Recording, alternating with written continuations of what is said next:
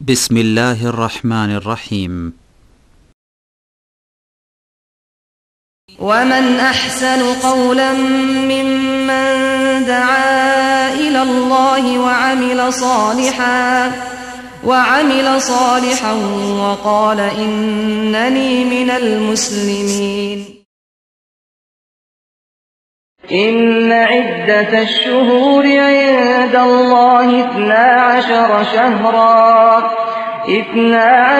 شهرا في كتاب الله يوم خلق السماوات والأرض منها 4 حرم ذلك الدين القيم فلا تظلموا فيهن أنفسكم وقاتلوا المشركين كافة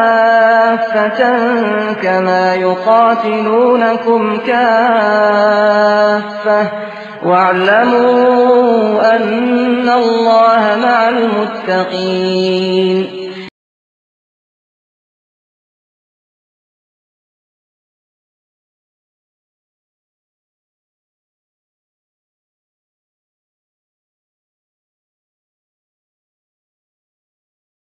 ونستعينه ونستغفره ونعوذ بالله من شرور أنفسنا ومن سيئات أعمالنا من يهده الله فلا مضل له ومن يضلله فلا هادي له وأشهد أن لا إله إلا الله وحده لا شريك له وأشهد أن محمدا عبده ورسوله يا أيها الذين آمنوا اتقوا الله حق تقاته ولا تموتن إلا وأنتم مسلمون يا أيها الناس اتقوا ربكم الذي خلقكم من نفس واحدة وخلق منها زوجها وبث منهما رجالا كثيرا ونساء واتقوا الله الذي تساءلون به والأرحام إن الله كان عليكم رقيبا يا أيها الذين آمنوا اتقوا الله وقولوا قولا سديدا يصلح لكم أعمالكم ويغفر لكم ذنوبكم ومن يطع الله ورسوله فقد فاز فوزا عظيما أما بعد فإن خير الحديث كتاب الله وخير الهدي هدي محمد صلى الله عليه وسلم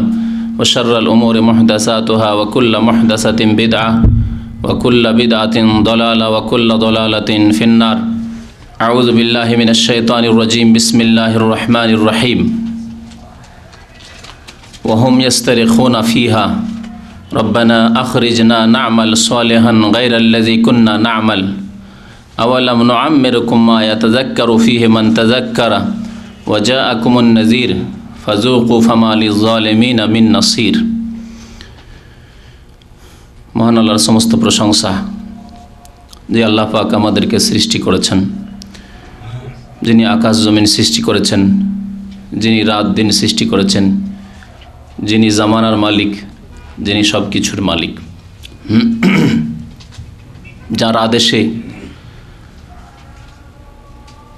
রাত শেষ হয়, রাতের পর দিন আসে, দিন শেষ হয়, দিনের পর রাত আসে, আবার কয়েকদিন পরে সপ্তাহ শেষ হয়, কয়েক সপ্তাহ পরে মাস শেষ হয়ে যায়, আবার কয়েক মাস শেষ হলে বছর শেষ হয়ে যায়।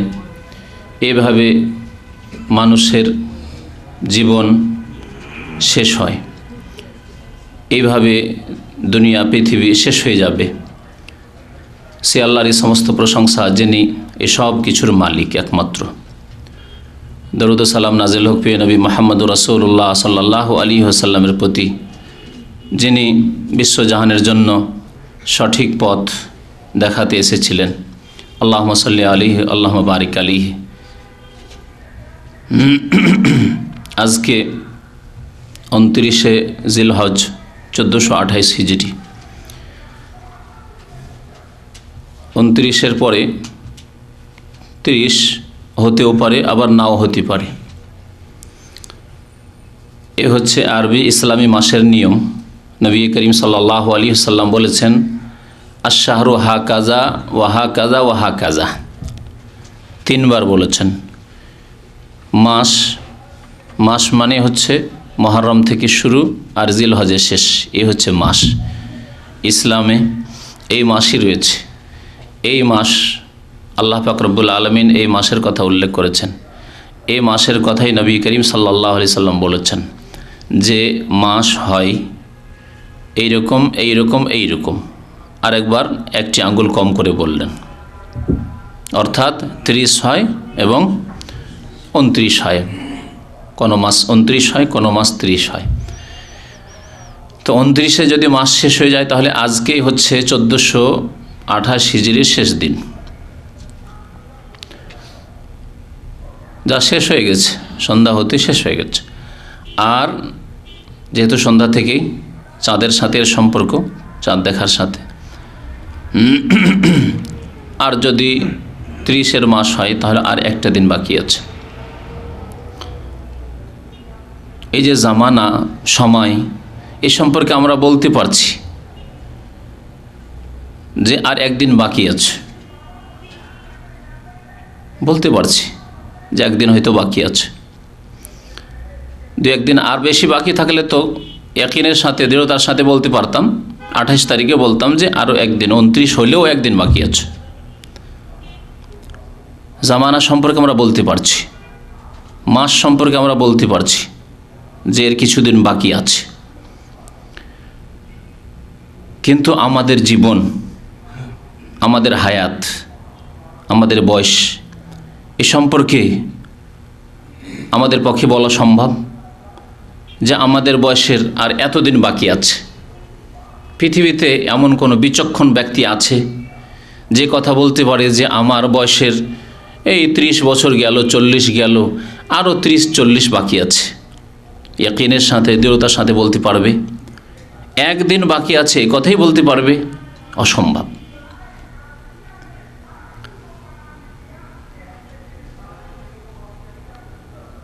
আজকে আলোচনা করব এই একটি বিষয়ের উপর, যে বছর শেষ হয়ে গেল, আর এইভাবে কত বছর আমাদের জীবনের শেষ হয়ে গেছে। কারো 30 শেষ হয়েছে, কারো 40 শেষ হয়েছে, কারো 25 শেষ হয়েছে, কারো 50 শেষ হয়েছে, চলে গেছে। এই সময়গুলি আর ফিরে আসবে না।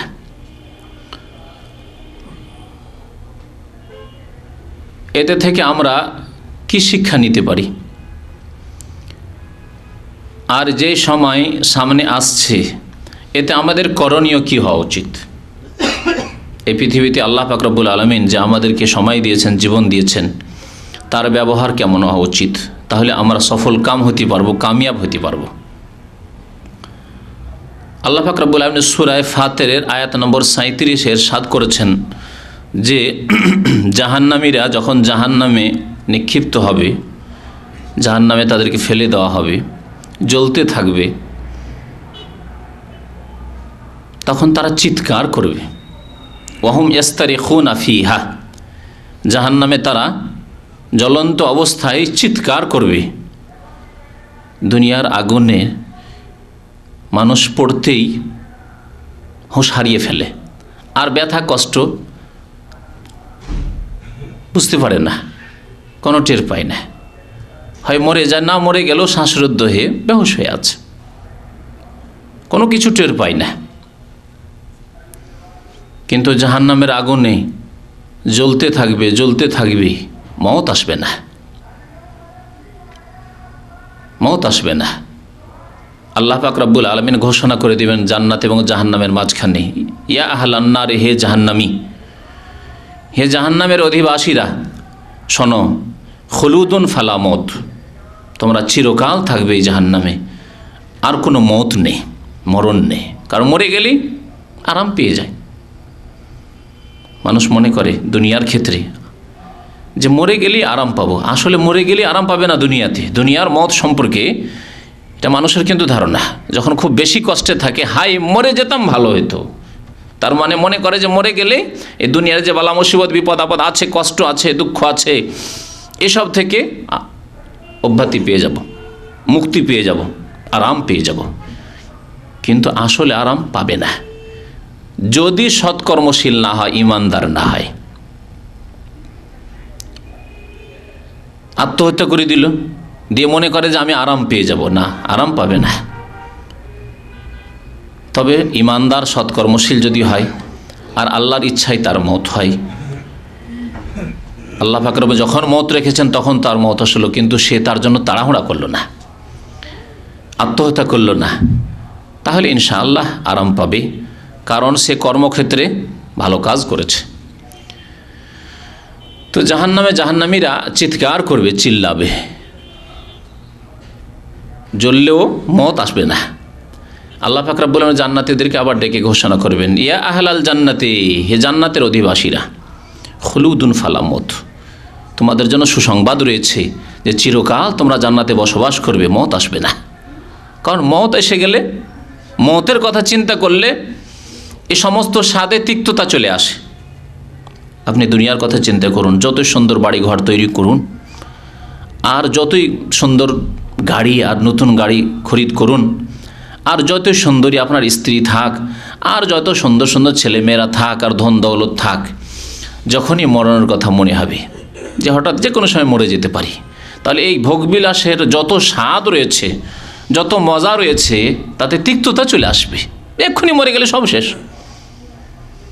পুরোপুরি যে আরাম পাওয়ার বিষয়টি রয়েছে, সেই আরাম পৃথিবীতে নেই, যতই আপনি ভোগবিলাসে থাকুন না কেন, যতই আরামে থাকুন না কেন। তাই জান্নাতীরা যদি এই সম্ভাবনা থাকতো যে কখনো মরণ হয়ে যেতে পারে, মরে যেতে পারি, তাহলে জান্নাতে গিয়েও আরাম পেত না, স্বাদ পেত না। আছি, আরামে আছি, কিন্তু জানি না কখন চলে যেতে হয়। তাই আল্লাহ পাক রব্বুল আলামিন তাদের জন্য সুসংবাদ শোনাবেন, খুলুদুন ফালা মত, চিরকাল জান্নাতে থাকবে, মত আসবে না। এই আরাম অবিরাম থাকবে, এই আরামে ব্যাঘাত ঘটবে না।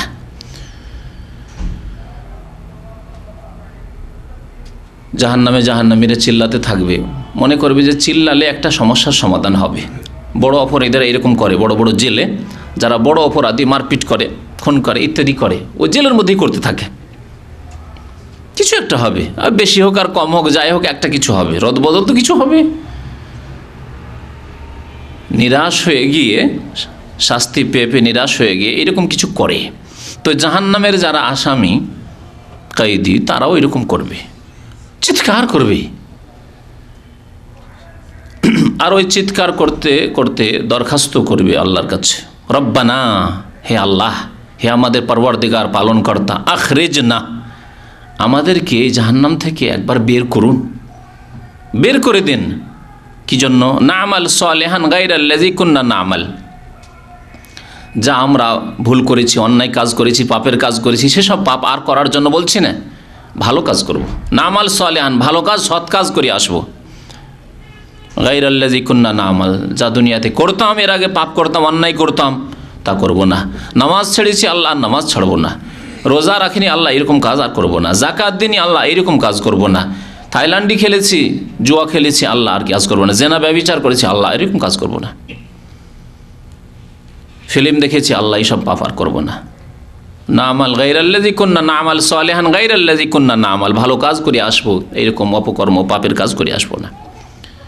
আল্লাহ আমাদেরকে একবার সুযোগ দাও, ছাড় দাও। আল্লাহ পাক রব্বুল আলামিন তার উত্তরে বলবেন, আওয়ালাম নুআম্মিরকুম, তোমাদেরকে আমি কি এত বয়স দিইনি, এই সময় দিইনি, মা ইয়াতাযাক্কারু ফীহি মান তাযাক্কারা, যাতে তোমরা উপদেশ নিতে চাইলে অবশ্যই উপদেশ নিতে পারতে। যদি মনে করতে যে কিছু উপদেশ নেওয়ার বিষয় রয়েছে, ভুলভ্রান্তি হতে পারে, কিন্তু মানুষ সংশোধনও করতে পারে, সময় পেলে সংশোধন করতে পারে। তোমাদেরকে এত সময় দিইনি যেই সময়ে তোমরা উপদেশ নেওয়ার ইচ্ছা করলে, বা তোমাদের মধ্যে যে উপদেশ নিতে চাইতো সে অবশ্যই উপদেশ নিতে পারতো। মা ইয়াতাযাক্কারু ফীহি মান তাযাক্কার। আর শুধু তোমাদের উপদেশ নেওয়ার ওপর, বিবেকের ওপর ছেড়ে দেওয়া হয়নি, যে বিবেকে আসলো তাহলেই সংশোধন হলো না। ওয়াজাআকুমুন নাযীর, তোমাদেরকে সতর্ককারীও এসেছিলেন, আম্বিয়া বা রাসূলগণ এসেছিলেন। প্রিয় নবী মুহাম্মদুর রাসূলুল্লাহ সাল্লাল্লাহু আলাইহি ওয়াসাল্লাম সারা বিশ্বের মানুষকে হিদায়াত করার জন্য এসেছিলেন। তার কথাগুলি শোনোনি? আল্লাহর কথা তিনি শোনাননি? নবী আসার সিলসিলা শেষ হয়ে গেছে, শেষ নবী মুহাম্মদুর রাসূলুল্লাহ সাল্লাল্লাহু আলাইহি ওয়াসাল্লাম, তারপর আর কোনো নবী আসবেন না। সেই জন্য আল্লাহ নাযীর বলেছেন, সতর্ককারী। নবীর যারা সত্যি অনুসারী, উলামায়ে দ্বীন, উলামায়ে হক, যারা সত্য কথা বলেন যে কোনো অবস্থায়, তারা কি তোমাদের কাছে কোনো সময় সতর্ক করার জন্য আসেননি? তারা এই কথা বলেননি যে আল্লাহর নবী বলেছেন যে আল আহদুল্লাযী বাইনানা ওয়া বাইনাহুমুস সালাতু ফামান তারাকাহা ফাকাদ কাফার, আমার মাঝে এবং অমুসলিম যারা মুসলিম হতে চাইবে তাদের মাঝে প্রথম চুক্তি হচ্ছে সালাতের, নামাজের। ফামান তারাকাহা, সুতরাং মুসলিম হয়ে যদি নামাজ তরক করে, ছেড়ে দেয়, অস্বীকার নাই, অস্বীকার যে কোনো ইসলামের বিধানকে যদি অস্বীকার করে যায় স্পষ্ট প্রমাণিত, তাহলেই কাফির হয়ে যায়। কিন্তু নামাজের ব্যাপারটি এর চাইতে একটু ব্যতিক্রম। জি, শুধু ছেড়ে দিলেই ফাকাদ কাফারা, সে কাফির হয়ে গেল। এ কথা কি প্রিয় রাসূল সাল্লাল্লাহু আলাইহি ওয়াসাল্লামের তুমি শোনোনি? তোমাকে কোনো আলেম শোনায়নি? কোনো কিতাবে তুমি পড়োনি?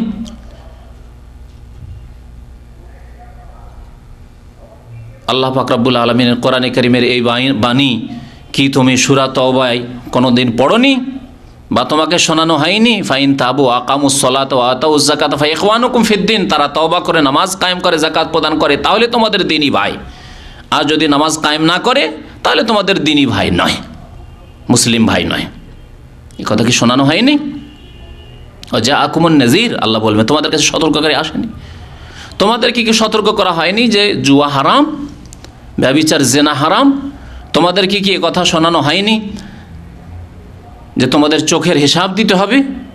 এই ফিল্ম দেখা, মহিলার ছবি দেখা, অশ্লীল ছবি দেখা, এসব হারাম। জানানো হয়নি এ কথা? তোমাদেরকে এ কথা জানানো হয়নি? প্রিয় রাসূল সাল্লাল্লাহু আলাইহি ওয়াসাল্লাম বলেছেন, মা আসফালা মিনাল কাবাইন মিনাল ইজারি ফিন্নার, টাকনার নিচে যে কাপড় যাবে, যদি কারো টাকনার নিচে কাপড় যায়, সেই প্যান্ট হোক, পায়জামা হোক, আর পাঞ্জাবি হোক, আর জুব্বাই হোক, যা কিছু হোক না কেন, টাকনার নিচে যদি কাপড় যায় তো ফিন্নার, জাহান্নামে যাবে ওই ব্যক্তি। বুখারী শরীফের হাদিস। এ কথা কি তোমাদেরকে শোনানো হয়নি? ওয়া জাআকুমুন নাযীর, কেউ সতর্ক করেনি? জানতেই না।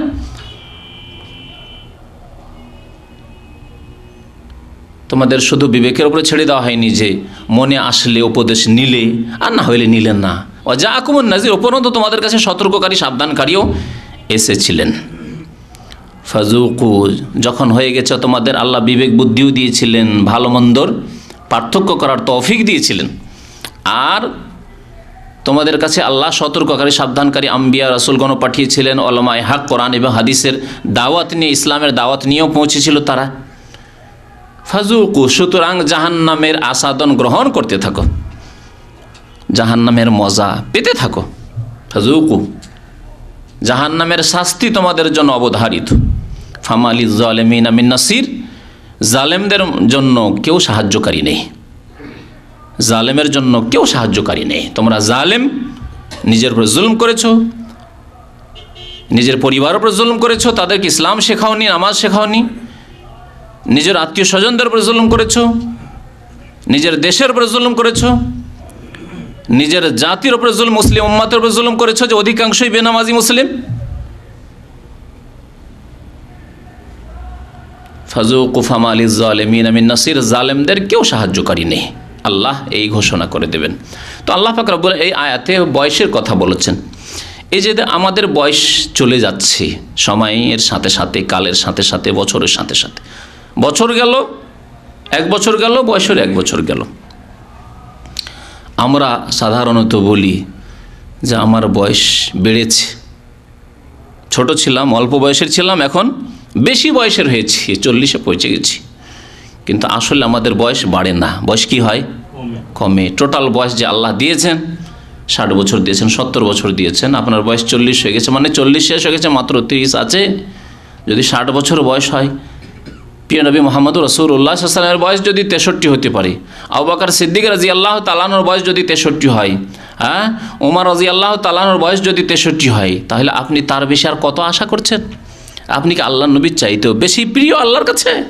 আবু বকর, ওমর চাইতেও কেউ প্রিয় পৃথিবীতে আর আছে? নবী করিম সাল্লাল্লাহু আলাইহি ওয়াসাল্লাম বলেছেন, আমার উম্মতি মা বাইনা 60 ইলা 70, আমার উম্মতের বয়স 60 থেকে 70-এর মধ্যেই থাকবে। আমার উম্মতের অধিকাংশ মানুষের বয়স 60 থেকে 70-এর মধ্যেই থাকবে। ওয়া আকাল্লুহুম মাইয়াজুজ, অল্প কিছু লোক হবে যারা 70-কে অতিক্রম করবে, যাদের বয়স হয়তো 75, 80, 90 হবে, অল্প সংখ্যক, শতকরা 10 জন পাওয়া মুশকিল আছে এই উম্মতের। আল্লাহ পাক রব্বুল আগের উম্মতের অনেক বয়স দিয়েছেন, কিন্তু আমাদেরকে অল্প বয়স দিল। আল্লাহ পাক রব্বুল আলামিন এমন ইবাদত বন্দেগীর পন্থা আমাদেরকে দিয়েছেন যা দিয়ে তাদের অনেক আগে আমরা বেড়ে যেতে পারি, যদি আমরা এই অল্প সময়কে ভালো কাজে লাগাই। তো তো এই যে গত সময়গুলি চলে গেল, এই সময়গুলি থেকে আমাদেরকে শিক্ষা নিতে হবে যে শুধু সময় চলে যায়নি, আমাদের বয়সের বিরাট একটা অংশ চলে গেছে। সেই সময়গুলি আর ফিরে আসবে না। আর মনে রাখতে হবে যে এই সময়গুলি হচ্ছে আমাদের কাজের সময়। আমরা কর্মক্ষেত্রে আছি, কাজের সময়কে কাজে লাগাতে হবে। পার্থিব ক্ষেত্রে কোনো ব্যক্তিকে বলতে হয় না আমরা প্রবাসী, প্রত্যেকে এখানে সৌদি আরবে প্রবাসী। কোনো প্রবাসীকে বলতে হয় না যে তুমি এখানে 2 বছর 4 বছরের কন্ট্রাক্টে এসেছো, তোমাকে তারপরে এক্সিটে দেশে চলে যেতে হবে। সুতরাং এই 2 বছর 3 বছর 4 বছর যা সময় পাও, বেশি বেশি কাজ করো, বেশি বেশি টাকা পয়সা উপার্জন করো, যাতে করে দেশে গিয়ে একটা কিছু করে বসতে পারো, পায়ে দাঁড়াতে পারো। কাউকে শিখাইতে হয়? এইরকম ওয়াজ বক্তব্যের প্রয়োজন হয়েছে কি? হয়নি। এই কথাটি বোঝার ভালো শক্তি আমাদের আছে, ভালো বুঝি যে আমরা চিরকাল থাকবো না, এখানকার নাগরিক নই। সুতরাং আমাকে যে সময়টুকু দেওয়া হয়েছে এই সময়কে কাজে লাগাতে হবে। যার ফলে দেখছেন ডিউটি শেষ হয়ে গেছে, ওভারটাইম, পার্ট টাইম, ওভারটাইম নয় পার্ট টাইম নয়, রাস্তায় বেরিয়ে গেছেন, পেপসি আর 7 আপের ডিব্বা খোঁজ করছে,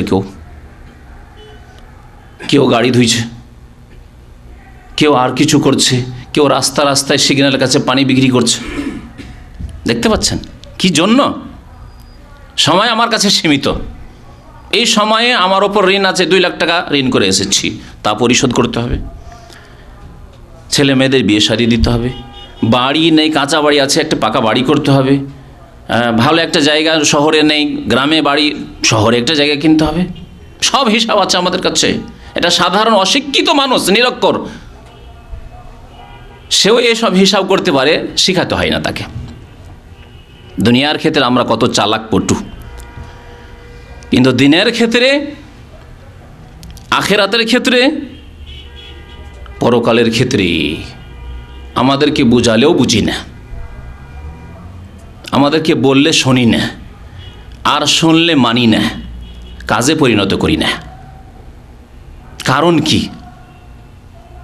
2 ইয়াকিনে পার্থক্য আছে।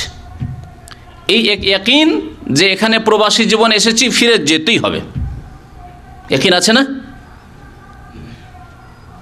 যদিও এতে সম্ভাবনা আছে যে আপনাকে এইরকম সুযোগ দেওয়া হলে যে নাগরিক হয়ে যান আপনি, সম্ভাবনা, অসম্ভব কিছু নাই, এটি সম্ভাবনার মধ্যে আছে। যদিও তার সম্ভাবনা কম থাকে, কিন্তু সম্ভাবনা আছে। তারপর আপনি ইয়াকিনের সাথে ধরে নিয়েছেন যে চিরকাল থাকার জন্য আসেনি, যেতেই হবে, সুতরাং কিছু করতেই হবে।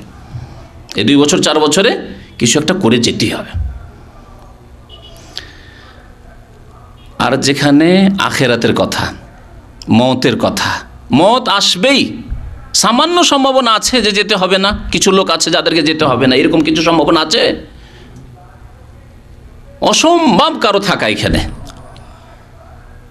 কুল্লু মান আলাইহা ফান, পৃথিবীতে যে কেউ এসেছে তাকে যেতেই হবে, ধ্বংস হইতেই হবে। আম্বিয়া কিরাম, আল্লাহ পাক যদি কাউকে সুযোগ দিতেন পৃথিবীতে থাকার ব্যতিক্রম যে তোমরা থাকতে পারবে, তাহলে প্রথম আল্লাহ সুযোগ দিতেন প্রিয় নবী মুহাম্মদুর রাসূলুল্লাহ সাল্লাল্লাহু আলাইহি ওয়াসাল্লামকে, যে থাকো তুমি কিয়ামত পর্যন্ত। কারণ তিনি থাকলে কত লোক হেদায়েত হতো। যদি আল্লাহ পাক রব্বুল আলামিনের বিধানে থাকতো সুন্নাতুল্লাহ, তাহলে আল্লাহ তাকে রাখতেন। সাধারণ মানুষ দিয়ে কত বেনামাজি নামাজি হয়ে যাচ্ছে, কত পাপী সৎ হয়ে যাচ্ছে। তাহলে প্রিয় নবী সাল্লাল্লাহু আলাইহি ওয়াসাল্লামের জাতে মোবারক, তিনি যদি পৃথিবীতে থাকতেন তাহলে কত লোক সঠিক পথে আসতো। ইব্রাহিম আলাইহিসসালাতু সালাম, নূহ আলাইহিস সালাম, তারা যদি থেকে যেতেন, আল্লাহ যদি তাদেরকে রাখতেন, তাহলে কত লোক তাদের দ্বারা হেদায়েত হইতো। কিন্তু আল্লাহ এই সম্ভাবনা কারোর জন্য রাখেননি। অসম্ভব পৃথিবীতে থাকা, থাকবে না, একদিন যেতেই হবে। এই ইয়াকিনে সামান্য রকমের কোনো সন্দেহ নেই, যেতেই হবে, আপনাকে যেতেই হবে, আমাকে যেতেই হবে, প্রত্যেককে যেতে হবে। কুল্লু নাফসিন যায়িকাতুল মউত, আল্লাহ বলছেন প্রত্যেক ব্যক্তিকে, প্রত্যেক জীবকে, আল্লাহ বলছেন নফস, প্রত্যেক প্রাণীকে জায়কাতুল মত, মতের আসাদন গ্রহণ করতেই হবে। আর হে মানুষ, তোমাদেরকে ওয়াইন্নামা তুওয়াফাউনা উজুরাকুম ইয়াউমাল কিয়ামাহ, এই পৃথিবী তোমাদের কর্মক্ষেত্র। এখানে যা করবে এই কর্মক্ষেত্রে তোমার সুযোগ সুবিধা আছে, ভালো স্বাধীনতাও আছে, ভালো করতে পারো, সুযোগ সুবিধা আছে। আবার তোমার স্বাধীনতা আছে, আবার তুমি স্বাধীনভাবে খারাপ অন্যায় করতে পারো। এই স্বাধীনতা আল্লাহ বাধ্য করেননি, কারণ বাধ্য হলে আর পরীক্ষা কি? আল্লাহ যে পরীক্ষা নিচ্ছেন সেই জন্য আল্লাহ বাধ্য করেনি, স্বাধীনতা দিয়েছেন। এই পৃথিবীতে যা কর্ম করবে এই কর্মক্ষেত্রে তার পুরোপুরি প্রতিদান দেওয়া হবে, বদলা দেওয়া হবে। তুওয়াফাউনা উজুরাকুম, তোমাদের পারিশ্রমিক দেওয়া হবে ইয়াউমাল কিয়ামা, কিয়ামতের দিনে। কিয়ামতের দিনে প্রতিদান দেওয়া হবে। তাহলে এই পৃথিবী, দুনিয়া হচ্ছে কর্মক্ষেত্র, এই কথা আমরা ইয়াকিনের সাথে জানি। আর এই কর্মক্ষেত্র হচ্ছে এই প্রবাসী জীবনের মতো। তারপরে প্রবাসী জীবনে কমপক্ষে জানা আছে যে একবার এসেছি, একবার এ কামা হয়েছে, 2 বছর হয়েছে, 2 বছর থাকবো। চুক্তি করে এসেছি, কমের পক্ষে 2 বছর থাকবো, ঠিক না? কেউ আবার ওপেন 10 বছর 20 বছর, আমার ইচ্ছা যতদিন থাকবো, এইরকমও আছেন। কিন্তু এই দুনিয়াতে আল্লাহ পাক রব্বুল আলামিনের সাথে আপনার কোন চুক্তি আছে? চুক্তি আছে যে আল্লাহ আমি এতদিন থাকবো, তোমার সাথে চুক্তি করেছি 60 বছর থাকবোই আমি, এমন কারো চুক্তি নেই আল্লাহর সাথে। যে কোনো সময় মালাকুল মওতের ডাক হতে পারে, এসো উখরুজি আইয়ুহান নাফস, হে আত্মা তুমি বেরিয়ে আসো। আপনার আত্মা যদি ভালো হয়, প্রিয় নবী মুহাম্মদুর রাসূলুল্লাহ সাল্লাল্লাহু আলাইহি সাল্লাম বলেছেন, মালাকুল মওত ফেরেশতা বলবেন উখরুজি আইয়ুহান নাফসুত তাইয়্যিবাতু। আপনি যদি ভালো মানুষ হন, ইমানদার মানুষ হন, সৎকর্মশীল হন, নামাজি হন, পাপমুক্ত মানুষ হন, তওবাকারী মানুষ হন, সংশোধনকারী জীবনের এরকম মানুষ হন, তাহলে আপনাকে বলা হবে মালাকুল মওতের পক্ষ থেকে উখরুজি আইয়ুহান নাফসুত তাইয়্যিবাতু ইলা রিজওয়ানিল্লাহ, হে পবিত্র আত্মা, আল্লাহর সন্তুষ্টির দিকে তুমি বেরিয়ে এসো। চলো, আল্লাহ সন্তুষ্টির কাছে নিয়ে যাচ্ছে, আল্লাহ তোমার উপর রাজি রয়েছেন। আর যদি এর বিপরীত হন, অসৎ, বেনামাজি, আধা নামাজি, জুমা পড়া, ঈদ পড়া মুসলমান, 4 ওয়াক্ত নামাজ পড়া মুসলমান, ফজর পারি না, সবই পারি পড়তে, কিন্তু ফজর পারি না। রাত 3টা, 4টা, 5টা, 6টার সময় ফজর আগে ও লাইন দিয়ে সেকেন্ড ইন্ডাস্ট্রিয়াল সিটিতে যেতে হবে ডিউটিতে, বাস ধরতে পারি, কখনো ছোটে না, কিন্তু ফজর পারি না। এই মুসলমান আমরা। কখনো ডিউটি মিস হয়নি, বাস ছুটে যায়নি, 6 মাসে 1 বছরেও হয়তো একবারও হয়নি, কিন্তু মাসে 30 দিনে 10 দিনও জামাত ধরতে পারি না ফজরের, 10 দিনও নামাজ পড়তে পারি না ওয়াক্ত মোতাবেক ফজরের। তাহলে আপনাকে মালাকুল মওত কীভাবে ডাকবেন? বলবেন উখরুজি আইয়াতুহা নাফসুল খাবিসাতু, আইয়াতুহা আন নাফসুল খাবিসাতু, হে খবিস আত্মা, হে নোংরা আত্মা, হে নাপাক পাপিষ্ট আত্মা, বেরিয়ে আসো।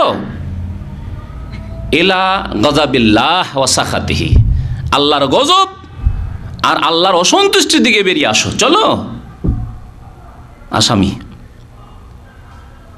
আপনি কোন দলে হতে চান শামিল, চিন্তা করুন। তাহলে তো আল্লাহ পাক রব্বুল আলামিন যখন আমাদের সময় শেষ করে দেবেন, তখন আমরা আকাঙ্ক্ষা করব আল্লাহর কাছে যে সময় দেওয়া হোক, সময় দেওয়া হবে না।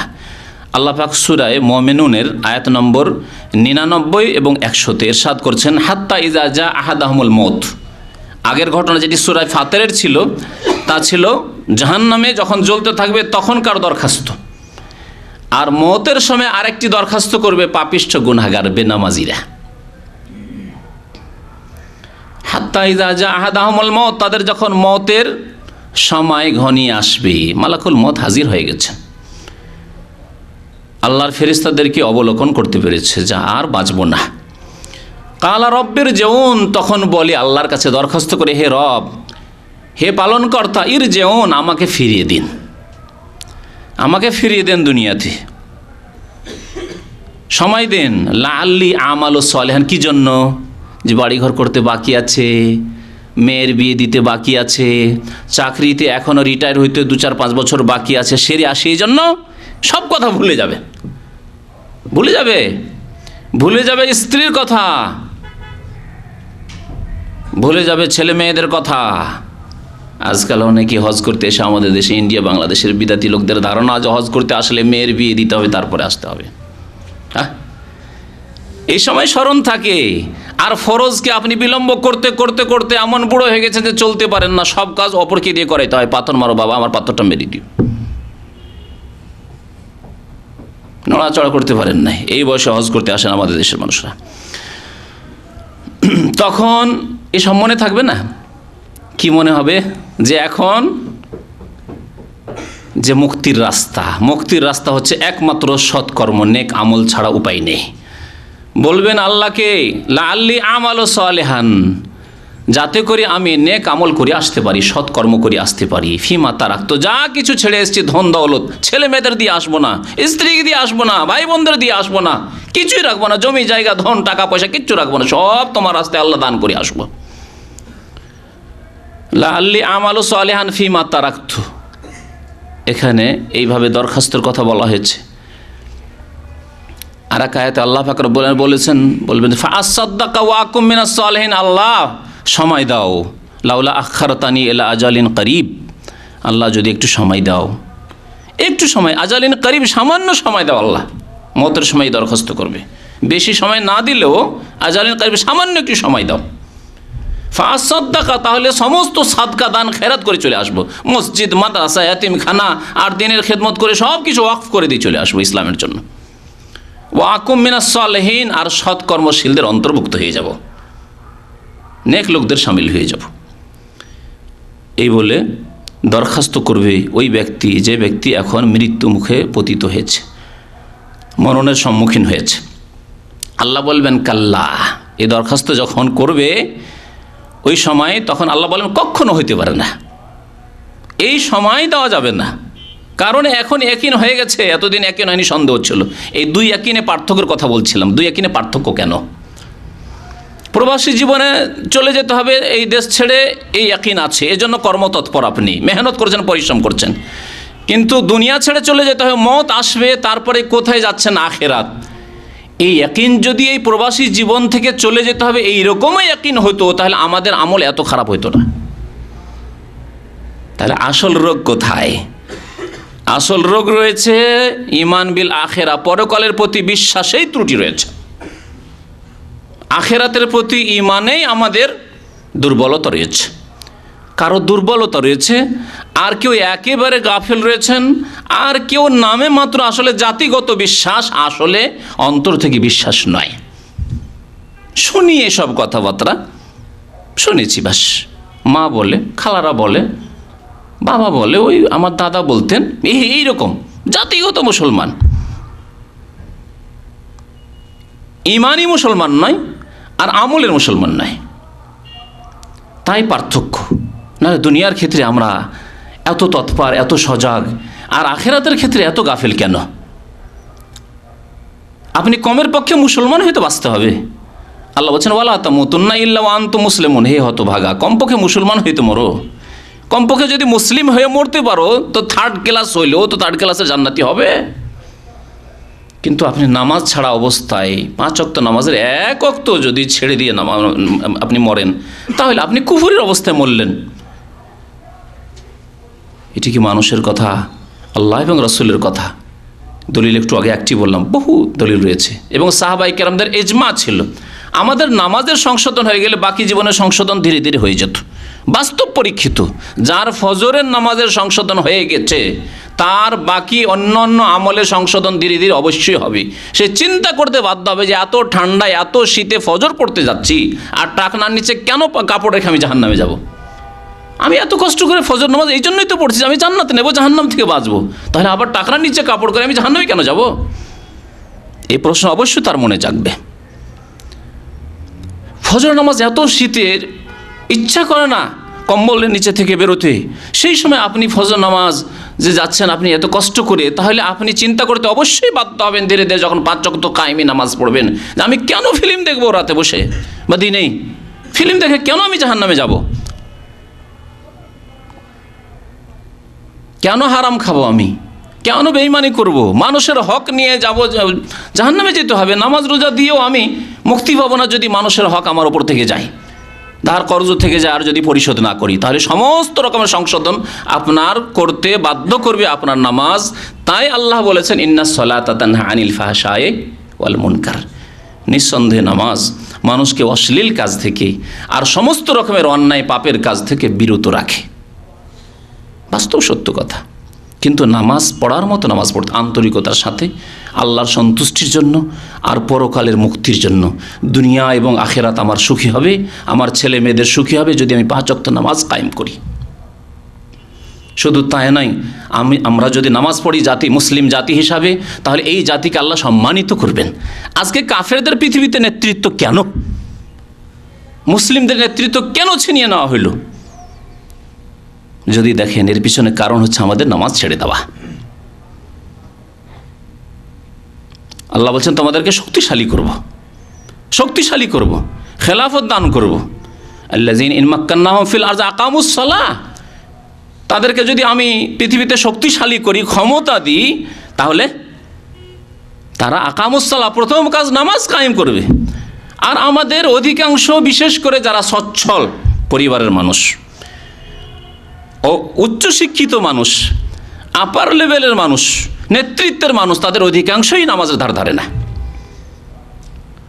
নামাজ পড়ে ওই মধ্যম শ্রেণীর কিছু লোকেরা, মধ্যম শ্রেণীর কিছু অল্প লোকেরা, একেবারে গরিব ফকির শ্রেণীর লোকেরা আমাদের সমাজে, তাদের দুনিয়াও নেই, আখেরাতও নেই। আল্লাহ এমন তাদেরকে বঞ্চিত করেছেন আল্লাহর রহমত থেকে যে তাদের দুনিয়াও নেই আর আখেরাতও নেই, সব নষ্ট করেছে তারা।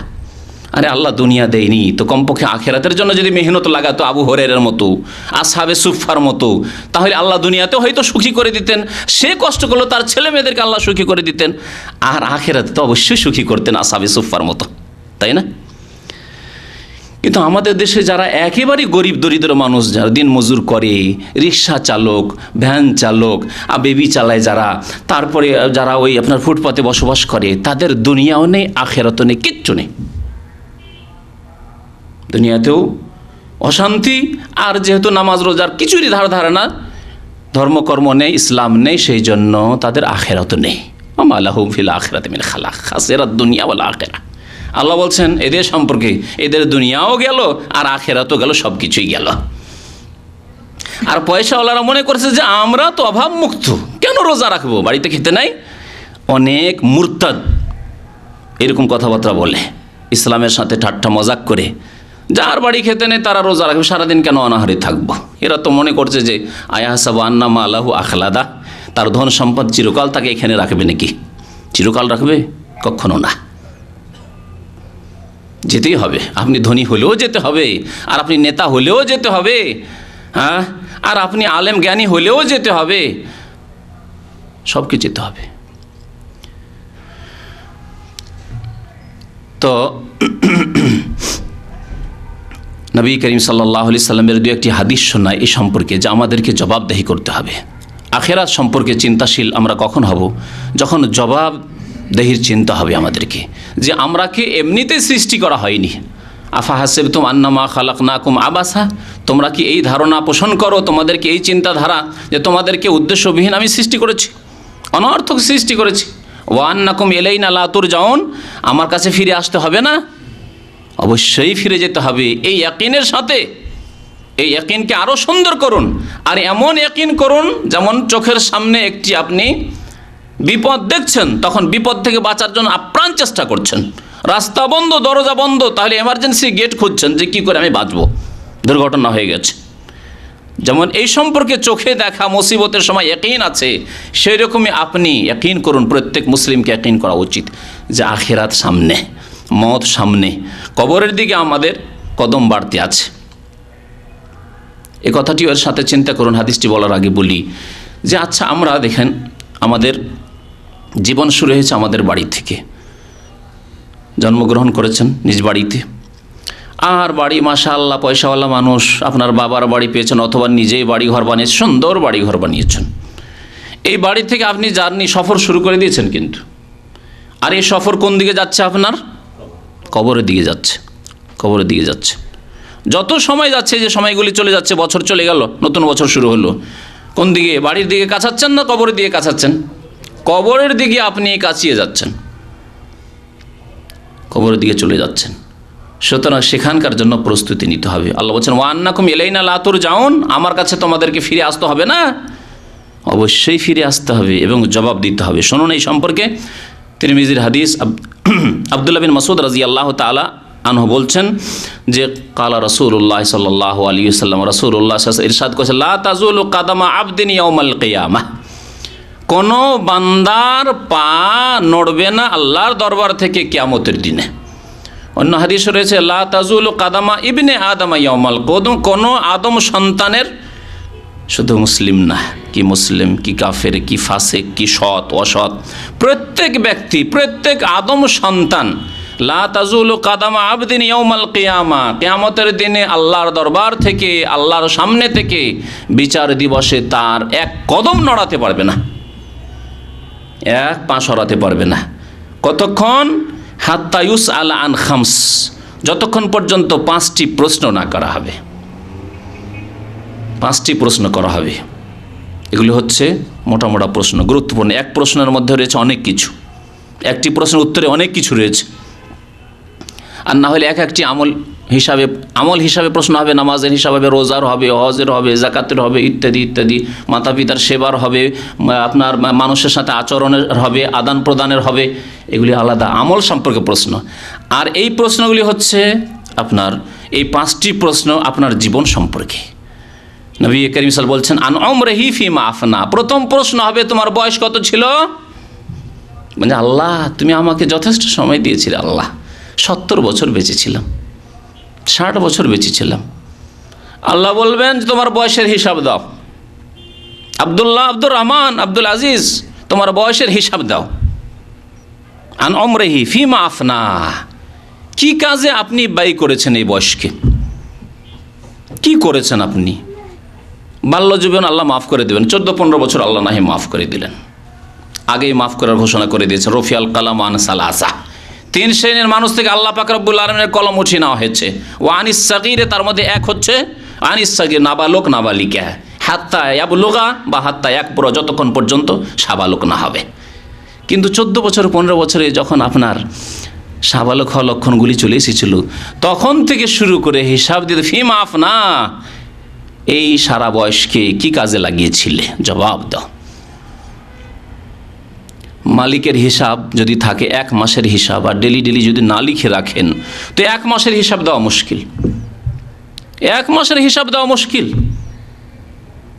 আমাদেরকে যদি জিজ্ঞেস করে আমাদের মালিকরা যে গত সপ্তাহে কি কি কাজ করেছেন, তাহলে হিমশিম খেয়ে যাও। গত সপ্তাহে কি কাজ করলাম, সকালে কোথায় গেলাম, বিকালে কোথায় গেলাম, আর রাত্রে কোথায় গেলাম, মাগরিব পর কি করলাম, এশা পর কি করলাম, অসম্ভব। 1 সপ্তাহের হিসাব দেওয়া মুশকিল। দৈনিক হিসাব যদি নোট করে রাখেন, হিসাব প্রস্তুত করে রেখেছেন, হিসাব প্রস্তুত করে রেখেছেন আপনি, হিসাব দিতে সুবিধা, খুব সহজ হিসাব রয়েছে। কারণ প্রত্যেক দিনের হিসাব আপনি কষে রেখেছেন, যে আমি এই দিনে এত টাকা আয় ব্যয় করেছি কোম্পানির, সহজে হিসাব দিয়ে দিতে পারলেন। কিন্তু যদি আপনার প্রস্তুতি না থাকে, তাহলে হিসাব দিতে পারবেন না, একদিনের হিসাব দিতে মুশকিল হয়ে যাচ্ছে আপনার। তাহলে আপনি সারা জীবনের হিসাব কি করে দেবেন আপনি? তবে দিতে পারবেন হিসাব কখন? যখন আপনার হিসাব নিজেই কষে রাখবেন, নিজের হিসাব নিজেই কষে রাখবেন। তাই উমরে ফারুক রাদিয়াল্লাহু তাআলা আনহু বলছেন হাসিবু আনফুসাকুম ক্বাবলা আন তুহাসাবু, তোমরা নিজের হিসাব নিজেই করে রাখো তোমাদের হিসাব নেওয়ার আগে। আল্লাহ যে তোমাদের হিসাব নেবেন তার আগে তোমরা নিজের হিসাব করে রাখো, যে আমার এই 14-15 বছর বয়স থেকে শুরু করে আমার শেষ জীবন পর্যন্ত আমার নামাজ 5 ওয়াক্ত ঠিক আছে তো? ঠিক আছে, আলহামদুলিল্লাহ, বলুন আলহামদুলিল্লাহ। যদি ঠিক না থাকে, সংশোধনের রাস্তা হচ্ছে তওবা, ফিরে আসেন, এখনও সময় আছে। আর ঠিক নেই, সংশোধন করলেন না, আন উমরিহি ফিমা আফনা, জবাবদেহি করতে হবে, জবাব দিতে পারবেন না, কারণ হিসাব প্রস্তুত নেই আপনার। আপনার রোজার হিসাব করে দেখছেন আলহামদুলিল্লাহ আমার যখন থেকে হুঁশ হয়েছে রোজা ছাড়িনি, সাবালক হওয়ার পর রোজা ছাড়িনি, বলুন আলহামদুলিল্লাহ যে রোজা ছাড়িনি আপনি। আর যদি রোজা ছেড়ে থাকেন তাহলে আল্লাহর কাছে তওবা করুন, বেশি বেশি নফল রোজা রাখুন ঘাটতি পূরণের জন্য। জাকাত অনেক দিন থেকে আমি টাকা পয়সার মালিক, জাকাত দিনই, এখন আমার খেয়াল হয়েছে যে না, আল্লাহ জাকাত ফরজ করেছেন, তাহলে সংশোধনের পথে আসুন। আর যদি আলহামদুলিল্লাহ জাকাত শুরু থেকে যখন থেকে পয়সা হয়েছে জাকাত দিয়ে আসছেন, তো বলো আলহামদুলিল্লাহ যে আমি হিসাব প্রস্তুত রেখেছি, আল্লাহর কাছে হিসাব পেশ করার জন্য প্রস্তুত রেখেছি। এই জাকাতের হিসাব আল্লাহ, এই হজের হিসাব, সৌদি আরব আসতে প্রথম বছরই যখন ঋণ মুক্ত হয়েছি আর তখনই আমি হজে চলে গেছি, আলহামদুলিল্লাহ হিসাব আল্লাহর কাছে দিয়ে দিলাম। মাতা পিতার খেদমতের হিসাব আল্লাহ, যখনই আমার কাছে টাকা পয়সা এসেছে তখনই প্রথম হক মা বাবার আদায় করেছি, তাহলে হিসাব আমার কাছে প্রস্তুত আছে। ওয়ান উমরিহি ফিমা আফনা, তাহলে পুরো বয়স সম্পর্কে একটি প্রশ্ন হবে। দ্বিতীয় প্রশ্ন হবে ওয়ান শাবাবিহি ফিমা আবলা, যৌবন সম্পর্কে। বয়সেরই একটা অংশ, কিন্তু বিশেষ করে যৌবন সম্পর্কে জিজ্ঞাসা করা হবে, কারণ যৌবনকালে অনেকেই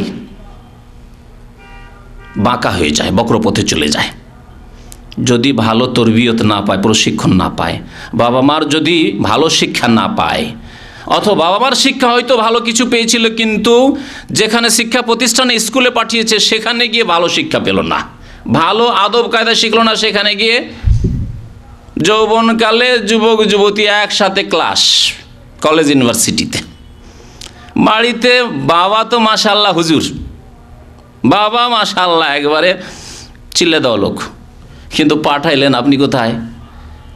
এমন কলেজ ইউনিভার্সিটি যেখানে পাশাপাশি ছেলে মেয়ে যুবক যুবতী একসাথে পড়াশোনা করে, গল্প গুজব মন খুলেই করে, আর তারপরে ইচ্ছা হলে চলে গেল পার্কে, চলে গেল চলো বাজারে একটু ঘুরে আসি, এইরকম পরিবেশে পড়াশোনা করেছে আপনার ছেলে মেয়ে।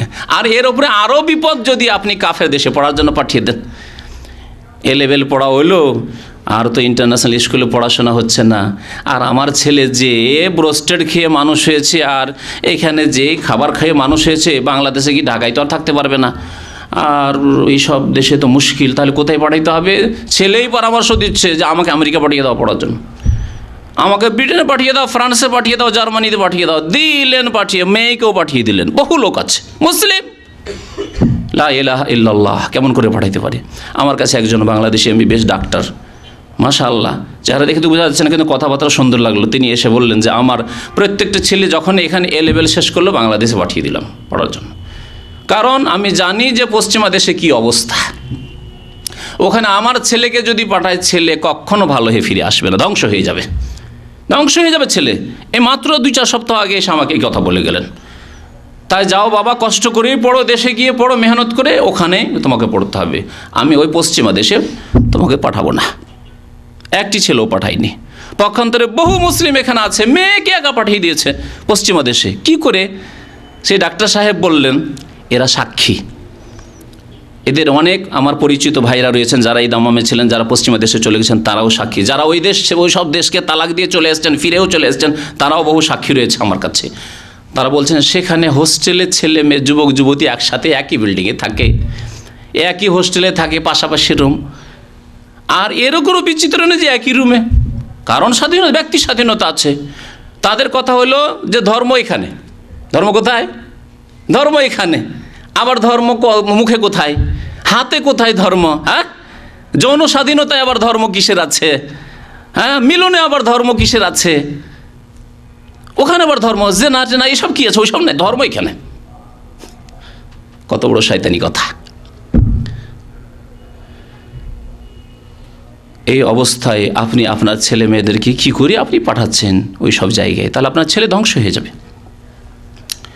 যৌবনকালে স্কুলও যদি ভালো পায়, মাদ্রাসা ভালো পায়, ইসলামিক প্রতিষ্ঠানে পড়েছে, কিন্তু গ্রামের সমাজ বা যেখানে শহরে আপনি বাস করেন সেখানে আশেপাশের ছেলেরা ভালো না। আপনার ছেলের বন্ধুবান্ধব আত্মীয় স্বজনদের মধ্যে যেসব ছেলেরা রয়েছে, লম্পট ছেলেদের সাথে তার চলাফেরা, খেলা করার নামে যায়, এই ফুটবল খেলে আসছি, গেল একটু বাইরে থেকে আসছি, গেল 2-4 ঘন্টা, কোথায় কোন ছেলের সাথে যে কী করে আল্লাহ জানে। আপনার ছেলে এভাবে যৌবনকে নষ্ট করেছে, যৌবনকালে তার চরিত্র নষ্ট করেছে, তার ঈমান নষ্ট করেছে, তার আমল নষ্ট করেছে। জি, বহু লোক এইভাবেই বিভ্রান্তির শিকার হয়েছে, বাবা মা ভালো হওয়া সত্ত্বেও ভালো হতে পারেনি, অথবা এর বিপরীত, আশেপাশের লোক তো ভালো কিন্তু বাবা মাই ভালো না, বাড়িতেই পাপ, বাড়িতে সমস্ত রকমের পাপ হচ্ছে, বাবা মা ছেলে মেয়েদেরকে নিয়ে একসাথে ফিল্ম দেখছে বসে বসে, বহু লোক আছে এখানে, ছেলে মেয়েদেরকে একসাথে নিয়ে। এইরকমও পরিবারের কথা জানি, স্বামী স্ত্রী দুইজনে একটু ঘোরাফেরা, আমরা যাচ্ছি শপিংয়ে, কেনাকাটার জন্য যাচ্ছি, আর যুবক যুবতী ছেলে মেয়েরা আছে, তার ছেলে মেয়েদেরকে তখন ফিল্মের সিডিগুলো দিয়ে যাচ্ছে, হ্যাঁ ফিল্মের ক্যাসেট দিয়ে যাচ্ছে যে তোমরা সময় কাটাও, কারণ আমরা তো যে 2-4 ঘন্টা ওই যাবো রাশেদ মলে থাকবো বা কোনো মার্কেটে যাচ্ছি কেনাকাটার জন্য, তো তোমরা এইসব করো। বাবা মাই করে যাচ্ছে। ওয়ান শাবাবিহি ফিমা আবলা, যৌবন সম্পর্কে জবাবদেহি করতে হবে যে যৌবন তোমার কোথায় ক্ষয় হয়েছিল। ওয়ান মালেহি, আর ধন সম্পদ সম্পর্কে আল্লাহ জিজ্ঞাসা করবেন। এখানে 2টি প্রশ্ন ধন সম্পদ সম্পর্কে। একটি হচ্ছে যে কোন রাস্তা দিয়ে পকেটে ঢুকেছিল আর কোন রাস্তায় বেরিয়েছিল, এই 2টি প্রশ্ন। মিন আইনা ইকতাসাবা, কোনখান থেকে উপার্জন করেছিলেন পয়সা আপনি, হালাল উপার্জন ছিল না চুরি করা পয়সা, সুদের পয়সা, ঘুষের পয়সা, ওই ফিল্মের সিডি বিক্রি করা পয়সা, হারাম পয়সা। আর যদি হালাল ঢুকে থাকে তাহলে খরচ করার ক্ষেত্রেও সে হালাল ক্ষেত্রেই খরচ করতে হবে, বৈধ ক্ষেত্রেই খরচ করতে হবে, জায়েজ জায়গাতেই খরচ করতে হবে। ওয়াফিমা আনফাকা, কোথায় খরচ করেছিলে? টাকা তো মাশাআল্লাহ বেতন ছিল 2000 রিয়াল, বেতন দিয়ে যথেষ্ট ছিল আপনার, কিন্তু এই বেতন পেয়ে মেহনত করে কাজকর্ম করেছেন, আর বেতনটা নিয়ে আসার পরে লাগালেন প্রথম ডিশ। জীবনে ডিশ জানতেন না, বাংলাদেশে পয়সার এত অভাব ছিল যে একটা টিভি কেনার পয়সা ছিল না। ডিশ, শুধু টিভিতে কাজ হবে না, ডিশ টিভি, হ্যাঁ। আর তারপরে কত রকমের আজকাল পাপের জিনিসগুলি যে ঘরে আছে আল্লাহ পাক জানে। এসব কাজে আপনি পয়সা ব্যয় করা শুরু করলেন। আপনি বেশি পয়সা হয়েছে, তখন বিয়ে শাদী করে হানিমুন করতে থাইল্যান্ড, হ্যাঁ চলে গেলেন আর কোনো কাফের দেশে, যেখানে গেলে পাপ ছাড়া আর কোনো উদ্দেশ্য নেই আপনার, হ্যাঁ ভ্রমণ করার জন্য গেলেন কাফের দেশে, যেসব দেশে গিয়ে নিজেকে পাপ থেকে বাঁচানো মুশকিল। হোটেলে গিয়ে আপনি ঢুকবেন, হোটেল নক করতে আসবে যে তুমি কি চাও। একজন লোক কোনো এক দেশে গিয়েছে, দেশের নাম বলছি না, লাঞ্ছিত করা উদ্দেশ্য কারো না, সংশোধন করার উদ্দেশ্য আমাদের। দিনদার মানুষ, দাঁড়িয়েওয়ালা মানুষ গিয়েছে, কোম্পানির কাজে গিয়েছে, যাওয়ার পরে হোটেলে উঠেছে, কোম্পানি সেই হোটেল দিয়েছে, তাকে সেই সুযোগ সুবিধা দিয়েছে।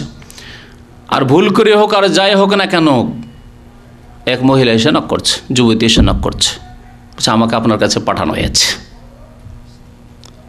বলছে আস্তাগফিরুল্লাহ, তুমি ভুল করেছো, যাও যাও এখান থেকে। এসব দেশে যদি মানুষ চায় তাহলে নিজের ঈমান আমলকে কি করে বাঁচাবে? ওয়ান শাবাবিহি ফিমা আবলা, যৌবন সম্পর্কে জবাবদেহি করতে হবে। আর জবাব দিতে হবে ধন সম্পদ সম্পর্কে। টাকা পয়সা হয়েছে তাই চললেন আপনি ওই 5 স্টার হোটেলে গিয়ে দেখি কি হয়, ওখানে দেখে আসি, একবার জীবনেতে চেখে আসি, স্বাদ দেখে আসি, একটু মজাটা নিয়ে আসি। জবাব দিতে হবে ফিমা আনফাকা, কোথায় ব্যয় করেছেন আপনার টাকা পয়সা। 5 নম্বরের প্রশ্ন হবে মাজা আমেলা ফিমা আলেমা, ওয়ান ইলমিহি মাজা আমেলা ফিহ।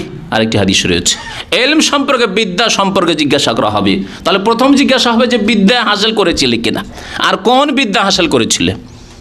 নামাজ পড়তে জানেন না, নামাজ পড়ছেন একবার এদিকে তাকান ওইদিকে তাকান, কোনো এক সময় শুরু করেছেন, নামাজ পড়তে বাধ্য হয়েছেন, বিয়ে করার দিনে নামাজ পড়ে আমাদের শেখ শ্রেণীর লোকেরা, বা কোনো এমন এক পরিবেশে পড়ে গেছেন নামাজটা পড়তে হবে, উপায় নেই, নামাজ তার কি কার পরে কি করতে হবে তাই জানেন না, তাকাইছেন এদিকে ওইদিকে, মুখস্থ নেই আত্মায়াত, আর মুখস্থ থাকলেও অর্থই জানেন না আপনি। মুখস্থ নেই আল্লাহুম্মা সাল্লি আলা মুহাম্মদ, আর মুখস্থ থাকলেও অর্থই জানেন না যে আল্লাহুম্মা সাল্লি আলা মুহাম্মদ কি বললাম ভাই। সূরা ফাতিহা মুখস্থ আছে অথবা নেই, আর মুখস্থ থাকলে অর্থই বুঝেন না যে বললাম ইহদিনাস সিরাতাল মুস্তাকিম, অথচ সিরাতে মুস্তাকিম চাই না, শিরক বিদআতে ডুবে আছে, পাপে ডুবে আছে। আল্লাহকে বলছে যে সিরাতে মুস্তাকিম সহজ সরল পথ দেখাও, আর আমি নিজেই চাই না, শুধু মুখে বলছি, কারণ অর্থ বুঝি না। তো ইলম সম্পর্কে জিজ্ঞাসা করা হবে যে কি আমল করেছো তুমি। তুমি কি জানতে না যে নামাজ 5 ওয়াক্ত ফরজ, 4 নয়? তুমি কি জানতে না যে নামাজ না পড়লে মুসলিম থাকে না? তুমি কি জানতে না যে কিয়ামতে প্রথম নামাজ সম্পর্কে হিসাব হবে, ইত্যাদি ইত্যাদি। মাজা আমেলা ফি, কি আমল করেছেন আপনি। আমরা অনেকেই শিরক বিদাতের মধ্যে রয়েছি, বিভ্রান্তির মধ্যে রয়েছি। দেশে ওই সব বিভ্রান্তি, শিরক বিদাত দেখে দেখে অভ্যাস হয়ে গেছে, আর সেগুলিকে পাপও মনে করি না। এখানে আসার পরে জানতে পারলাম, এলম হলো জন্মবার্ষিকী বিদআত।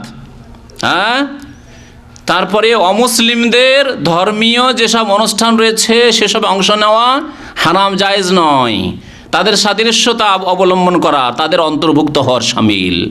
সুতরাং 25শে ডিসেম্বরে তাদের সাথে অংশ নেওয়া, তাদের অনুষ্ঠানে, বৈশাখী মেলা ইত্যাদি ইত্যাদি, এসব অমুসলিমদের কাজ, মুসলিমদের কাজ নয়। মান তাশাব্বাহা বিকওমিন ফাহুয়া মিনহুম, যেই ব্যক্তি অন্য কোনো জাতির সাদৃশ্যতা অবলম্বন করলো তারা তাদের মধ্যে শামিল হবে, তাদের দলভুক্ত হবে। এসব জেনে মাজা আমেলাফি কি আমল করেছো এই জিজ্ঞাসা করা হবে। আর একটি হাদিস শোনাই সময় সম্পর্কে, যে সময় চলে যাচ্ছে আর আমরা কি করলাম আর আগামীতে আমাদের কি করতে হবে। নবী করিম সাল্লাল্লাহু আলাইহি সাল্লাম বলছেন, তিরমিজিতে হাদিসটি রয়েছে, ইগতানিম খামসান কাবলা খামস, 5টি বস্তু আসার আগেই তুমি 5টি বস্তুকে নিজের জন্য মূল্যবান মনে করো, সম্পদ মনে করো, এই সম্পদকে কাজে লাগাও। 5টি তোমার কাছে সম্পদ রয়েছে আর 5টি তোমার জন্য বিপদ আসছে। হ্যাঁ, এই 5টি বিপদ আসার আগেই 5টি সম্পদকে তুমি মূল্যবান মনে করো, কাজে লাগাও। হায়াতাকা কাবলা মৌতিকা, তোমার মৌতের বিপদ আসছে, মরণের বিপদ আসছে, মরতেই হবে একদিন। সুতরাং তার পূর্বে তোমার যে হায়াত, এই যে সময় রয়েছে, সময়কে কাজে লাগাও, ভালো কাজে লাগাও, সৎ কাজে লাগাও। ওয়াসিহাতাকা কাবলা সুকুমিকা, তোমার ব্যাধি আসছে, এই কথা মনে করিও না যে এখন যেমন সুস্থ আছে ওই রকমই সুস্থ থাকবো, এখন যেমন রক্তের গরম আছে সবসময় রক্তের গরম থাকবে, কখনো না। সুতরাং তোমার সুস্থতাকে সম্পদ মনে করো আর একে ভালো কাজে লাগাও। কাবলা সুকুমিকা, তোমার ব্যাধিগ্রস্ত হওয়ার আগে, তোমার রোগ আসার আগে, রোগাক্রান্ত হওয়ার আগে। ও ফারাগাকা কাবলা শুগলিকা, আর তোমার জীবনে 2 রকম অবস্থা হবে। এক হচ্ছে অবসর, এখন অবসর আছেন, 8 ঘন্টা ডিউটি বা 10 ঘন্টায় ডিউটি, তারপরে 24 ঘন্টার মধ্যে 6 ঘন্টা বলে শুইবেন, আর কতই শুইবেন, বাকি সময় ফ্রি আছেন, যথেষ্ট সময় আছে। তাহলে অবসর সময় আপনার কাছে এখন এই প্রবাসী জীবনে যথেষ্ট আছে। আর কিছুদিন পরে যখন ছেলে মেয়ে হয়ে যাবে, এত ব্যস্ত হয়ে যাবেন যে 24 ঘন্টাই ব্যস্ত, চিন্তা করার সময় নেই, চিন্তা করার সময় নেই, এত ব্যস্ত আপনি। তাহলে আপনার ব্যস্ততার আগে আপনার যে অবসর রয়েছে, এই অবসর সময়কে কাজে লাগান, ইলম শিখুন এবং আমল করুন। সকালবেলা ডিউটি নেই, সন্ধ্যাবেলা ডিউটি আছে, নাইট ডিউটি আছে, তাহলে সকালবেলা আপনি ফরজ নামাজ তো পড়বেন, সালাতুদ দুহা পড়ুন, ইশরাকের নামাজ পড়ুন, ফ্রি বসে আছেন সকাল থেকে দুপুর পর্যন্ত। সারাদিন ডিউটি আছে, রাতে ফ্রি আছেন, সন্ধ্যায় বিকেল 4টা 5টায় বা 6টা 7টার মধ্যে ডিউটি শেষ হয়ে গেছে, তাহলে রাত 8টা 9টার মধ্যে তাড়াতাড়ি ঘুমিয়ে পড়ুন আর তাহাজ্জুদ পড়ুন আপনি। ফারাগাকা কাবলা শুগলিক, তোমার অবসরকে কাজে লাগাও তোমার ব্যস্ততার পূর্বেই। ও শাবাবাকা কাবলা হারামিক, আর তোমার বার্ধক্যের পূর্বেই। এই বার্ধক্যের বিপদ আসছে, সবাই বুড়া হবে, দাড়ি মোচ ছিল না, দাড়ি মোচ হয়েছে, আবার তারপরে সাদা হইতে লেগেছে, অনেকে সাদা হয়ে গেছে। এই বার্ধক্যের পূর্বে তোমার শাবাব যৌবনকে তোমার কাজে লাগাও, এই যৌবন চিরকাল থাকবে না। সুতরাং এই যৌবনকালে তুমি যদি ঘুমকে কম করে দাও, কম করে দিয়ে যদি মেহনত করো যে কোরআন তেলাওয়াত করবো, কোরআনে তাফসির পড়বো, আমি মুখস্থ করবো, করতে পারবেন। এমনও জীবন আমাদের কেটেছে, আমরা নিজের কথা বলছি, যে শুনে শুনে বহু সূরা মুখস্থ আছে, ছোটোখাটো সূরা নাম পারার নয়, বড় বড় সূরারও বেশ কিছু অংশ শুনে শুধু ইমামের পেছনে শুনেই মুখস্থ হয়েছে, আর এখন মুখস্থ করলেও থাকে না। বয়স এমন একটা স্থানে গিয়ে পৌঁছেছে যে এখন মুখস্থ করেও রাখা যায় না, মুখস্থ করে 2 দিন 4 দিন পর আবার ভুলে যায়। কথা সত্য কি না? তাহলে আপনি যদি আপনার এই স্বভাবকে, যৌবনকে কাজে লাগান, এই যৌবনকালে আপনি ভালো ইলম হাসিল করে নিতে পারবেন, মুখস্থ করতে পারবেন। কিন্তু কিছুদিন পরে না, এখানে স্ত্রী ঢুকে আছে, বিয়ে করে নিয়েছেন, ঢুকে আছে ছেলে মেয়ে, ঢুকে আছে বাড়ি করতে হবে, ঢুকে আছে ছেলেমেয়েরা কেমন আছে না আছে, এই দুনিয়ার চিন্তা এখানে ঢুকে আছে। তারপরে কত কার সাথে টেনশন চলছে, ওই সব চিন্তা ঢুকে আছে, দুশ্চিন্তা ঢুকে আছে। আর এখন আপনার কোনো চিন্তা নেই, বিয়ে হয়নি, শাদী হয়নি, কিচ্ছু হয়নি, তাহলে আপনার চিন্তা নেই। তো যৌবনকে আপনি আপনার বার্ধক্যের পূর্বে, আর বার্ধক্য যখন বুড়ো হয়ে যাবেন তখন অনেক সময় নামাজ পড়ার ইচ্ছা করবেন, হাতে পায়ে ব্যথা, উঠতেই পারেন না, শীতকালে উজুই করতে পারেন না।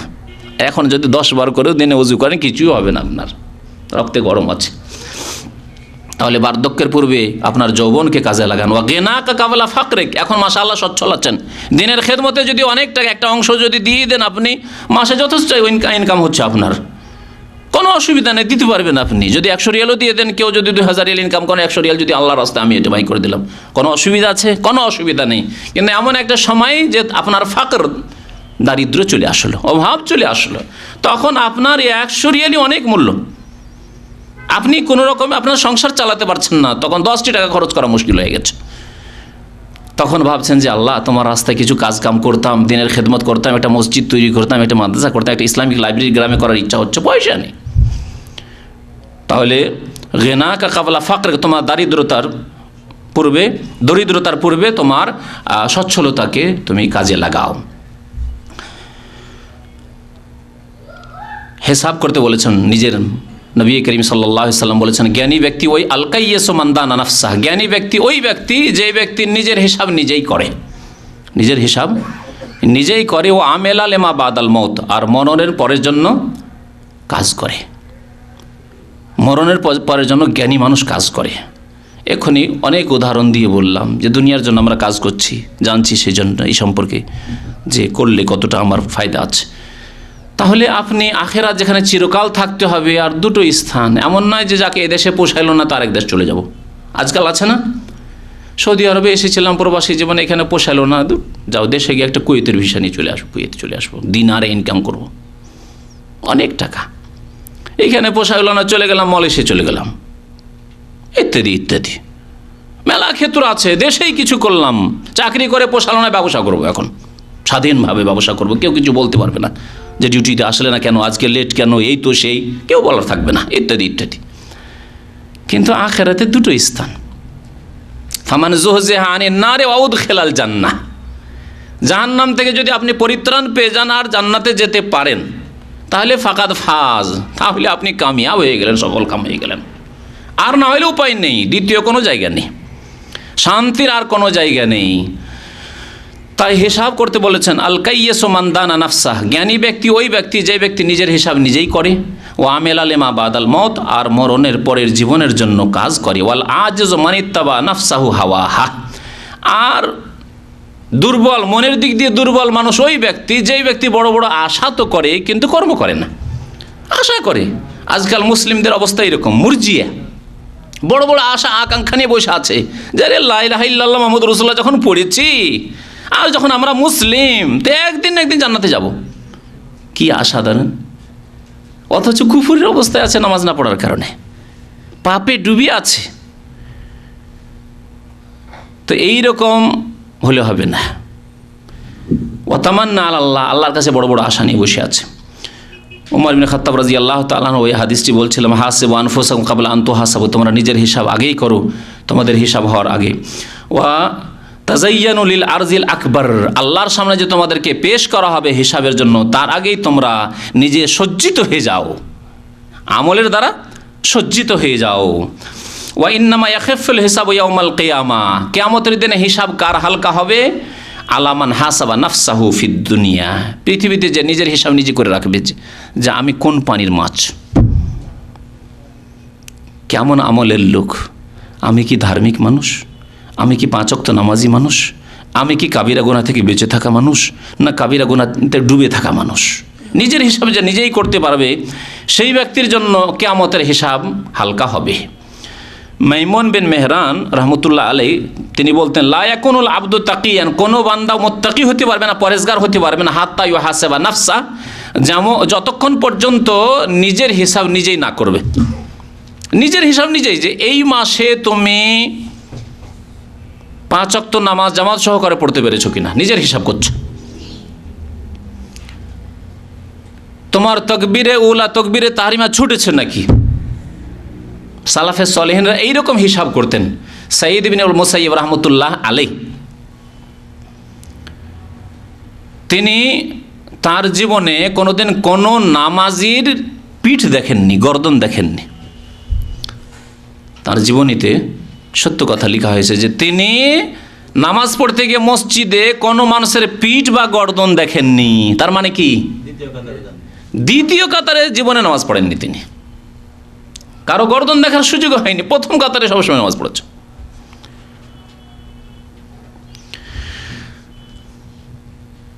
তো বলছেন মাইবুন মেহরান যে অতক্ষণ পর্যন্ত বান্দা মুত্তাকি হতে পারবে না যতক্ষণ পর্যন্ত নিজের হিসাব নিজেই করবে। কেমন করে? কামা ইউহাসিবু শারীকাহু মিন আইনা মাতআমাহু ওয়া মালবাসাহু। কেমন হিসাব করতে হবে যে আমি আজকে খেলাম, এই খাবারগুলি কোথা থেকে আসলো, এই যে কাপড়গুলি পরে আছি এই কাপড়টা কোথা থেকে এসছে, কারো উপহার না হারাম পয়সা দিয়ে কেনা?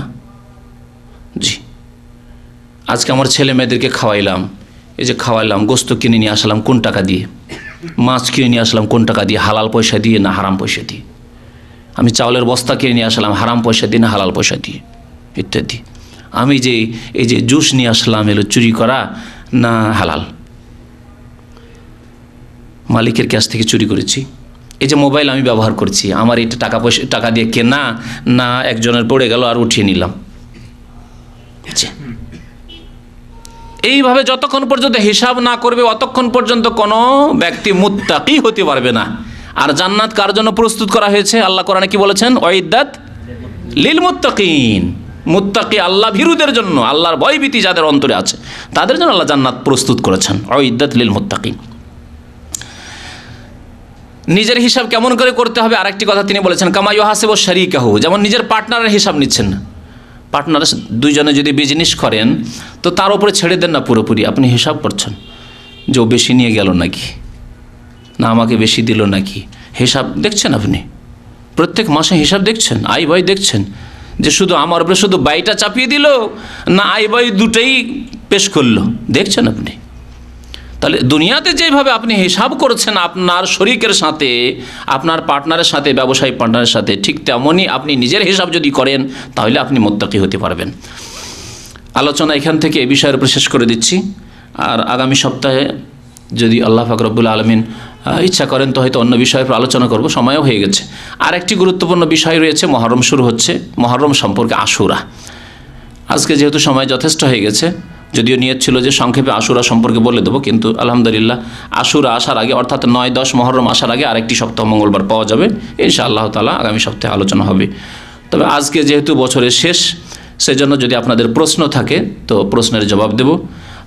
সুতরাং যে কোনো প্রশ্ন থাকে আপনারা এখানে পেশ করতে পারেন যা জানার। আল্লাহ যেন আমাদেরকে নেক আমলের তৌফিক দান করেন। আল্লাহ আমাদের অতীত জীবনের সংশোধনের যেন তৌফিক দান করেন। আল্লাহ আমাদের গুনাহ খাতা যেন মাফ করে দেন। রব্বুল আলমিনের কাছে দোয়া করি আল্লাহ আমাদেরকে খালেস অন্তর থেকে তওবা করা তৌফিক দান করেন। আল্লাহ আমাদের নেক আমলের আগামী জীবনে তৌফিক যেন দান করেন। আল্লাহ আমাদের সবাইকে জান্নাতুল ফিরদাউস যেন দান করেন। আল্লাহ পাক রব্বুল আলম আমাদের কবর জীবন যেন সুখী করেন। বাকি দুনিয়ার যে জীবন রয়েছে তাও যেন আল্লাহ সুখী করেন। আল্লাহ আমাদের আখিরাতের জীবন যেন সুখী করেন। আমাদের আত্মীয় স্বজন যারা ইন্তেকাল করেছে আল্লাহ তাদের গুনাহ খাতা তুমি মাফ করে দাও। যারা অসুস্থ রয়েছে আল্লাহ তাদেরকে সুস্থ করে দাও। আর যারা বালা মুসিবতে রয়েছে, বিপদ আপদে রয়েছে তাদের বিপদ আপদ দূর করে দাও। যারা আর্থিক সংকটে রয়েছে আল্লাহ তাদের সংকটকে দূর করে দাও। যারা পারিবারিক সমস্যা রয়েছে তাদের সমস্যাকে তুমি দূর করে দাও। মানসিক দুশ্চিন্তায় রয়েছে, পীড়ায় রয়েছে আল্লাহ তাদের পীড়া বালা মুসিবতকে তুমি দূর করে দাও। সার্বিক জীবনে আমাদেরকে উন্নতি দান করো। উম্মতে মুসলিমাকে আল্লাহ তুমি সাহায্য করো। তাদেরকে তোমার দিকে ফিরে আসার তৌফিক দান করো। তাদেরকে সংশোধন করার আল্লাহ তুমি তৌফিক দান করো। আমিন ও সাল্লাল্লাহু আলা নবিয়িনা মুহাম্মদ ওয়া আলা আলিহি ওয়া সাহবিহি আজমাইন। হ্যাঁ, পড়ে দিলে ভালো হয়। বাঙালি কৃষ্টি বলে পয়লা বৈশাখে, 21শে ফেব্রুয়ারিতে, ভ্যালেন্টাইন ডেতে ইত্যাদিতে মেয়েরা সাদা বা বেগুনি শাড়ি পরে এবং ছেলেরা পাঞ্জাবি পরে ছেলেমেয়েরা একত্রে বিভিন্ন অনুষ্ঠানে যায়, তা কেমন? এগুলি হচ্ছে যে বলা হলো, আমাদের ভাই বললেন যে ভ্যালেন্টাইন ডে অথবা আপনার ওই বৈশাখ মাসে অথবা নতুন বছর, এক শ্রেণীর লোকেরা মনে করে জানুয়ারিকে, অথচ এই নতুন বছর না, নতুন বছর আমাদের মহরম। আরেকটি কথা এখানে বলে দিই যে নতুন বছর আমাদের মহরম হলেও কেউ যদি মহরমে মনে করে যেহেতু আমাদের নতুন সাল শুরু হচ্ছে সুতরাং এতে আমরা কিছু কাজ করব, তবুও বিদাত। মহরম মাসে আমরা পাঞ্জাবি টুপি লাগিয়ে একটা আমরা মিছিল করবো আর বলবো নারায়ে তাকবীর, আল্লাহু আকবার, হ্যাঁ ইসলাম ইসলাম জিন্দাবাদ, এসব করেন আমাদের দেশের লোকেরা। তো তাই যদি করব তবুও বিদাত, তবুও বিদাত। তাহলে যদি আল্লাহ যেই মাসকে পছন্দ করেছেন, যেই বছরকে পছন্দ করেছেন, যার সাথে ইসলামী ইতিহাস জড়িত, হিজরি 1429 হিজরি তা শুরু হবে, তখন যদি আমরা কিছু অনুষ্ঠান করি তার নাম যদি বিদাত হয়, তাহলে কাফের বিজাতিদের যে যে আপনার যে শালগুলি রয়েছে সে বাংলায় শালই হোক, আমরা বাঙালি হিসাবে কেউ ব্যথা পাবেন না, এটি ব্যথা পাওয়ার নাই। বাংলা শাল, বাংলার সাহিত্যের নায়ক কারা? বঙ্কিম, না হয় ঈশ্বরচন্দ্র বিদ্যাসাগর, না হয় রবীন্দ্রনাথ ঠাকুর, আর না হলে বিবেকানন্দ, এইসব। হ্যাঁ, তাহলে আপনি বাঙালি বলে আপনাকে কেন কষ্ট হবে? আপনি প্রথম মুসলিম, সব কিছুর আগে আপনি মুসলিম, আপনার ইসলামের হেফাজত করতে হবে, আর আপনার বাংলা শালের হেফাজত করতে হবে, এটি বড় অজ্ঞতা। আমরা যখন একেবারে জরুরি হবে তখন সেগুলি ব্যবহার করব, কিন্তু আমরা শখ করে ব্যবহার করব, আর তার জন্য আমরা খুশি করব, বৈশাখী মেলা করব, আর তাতে পান্তা ভাত খাবো, সবগুলি বিদাত। এবং মনে রাখুন, জানুয়ারিতেই করুন আর বৈশাখ মাসেই করুন, অন্য কোনো মাসেই করুন, এগুলি হচ্ছে কাফেরদের অন্ধ অনুকরণ, যাদের সম্পর্কে হাদিস এর আগে বলেছে আমার বক্তব্য, মান তাশাব্বাহা বিকওমিন ফাহুয়া মিনহুম, যেই জাতি অন্য কোনো বিজাতির অনুসরণ করবে তাদের দলভুক্ত হবে, তাদের সাথে কিয়ামতে উঠবে।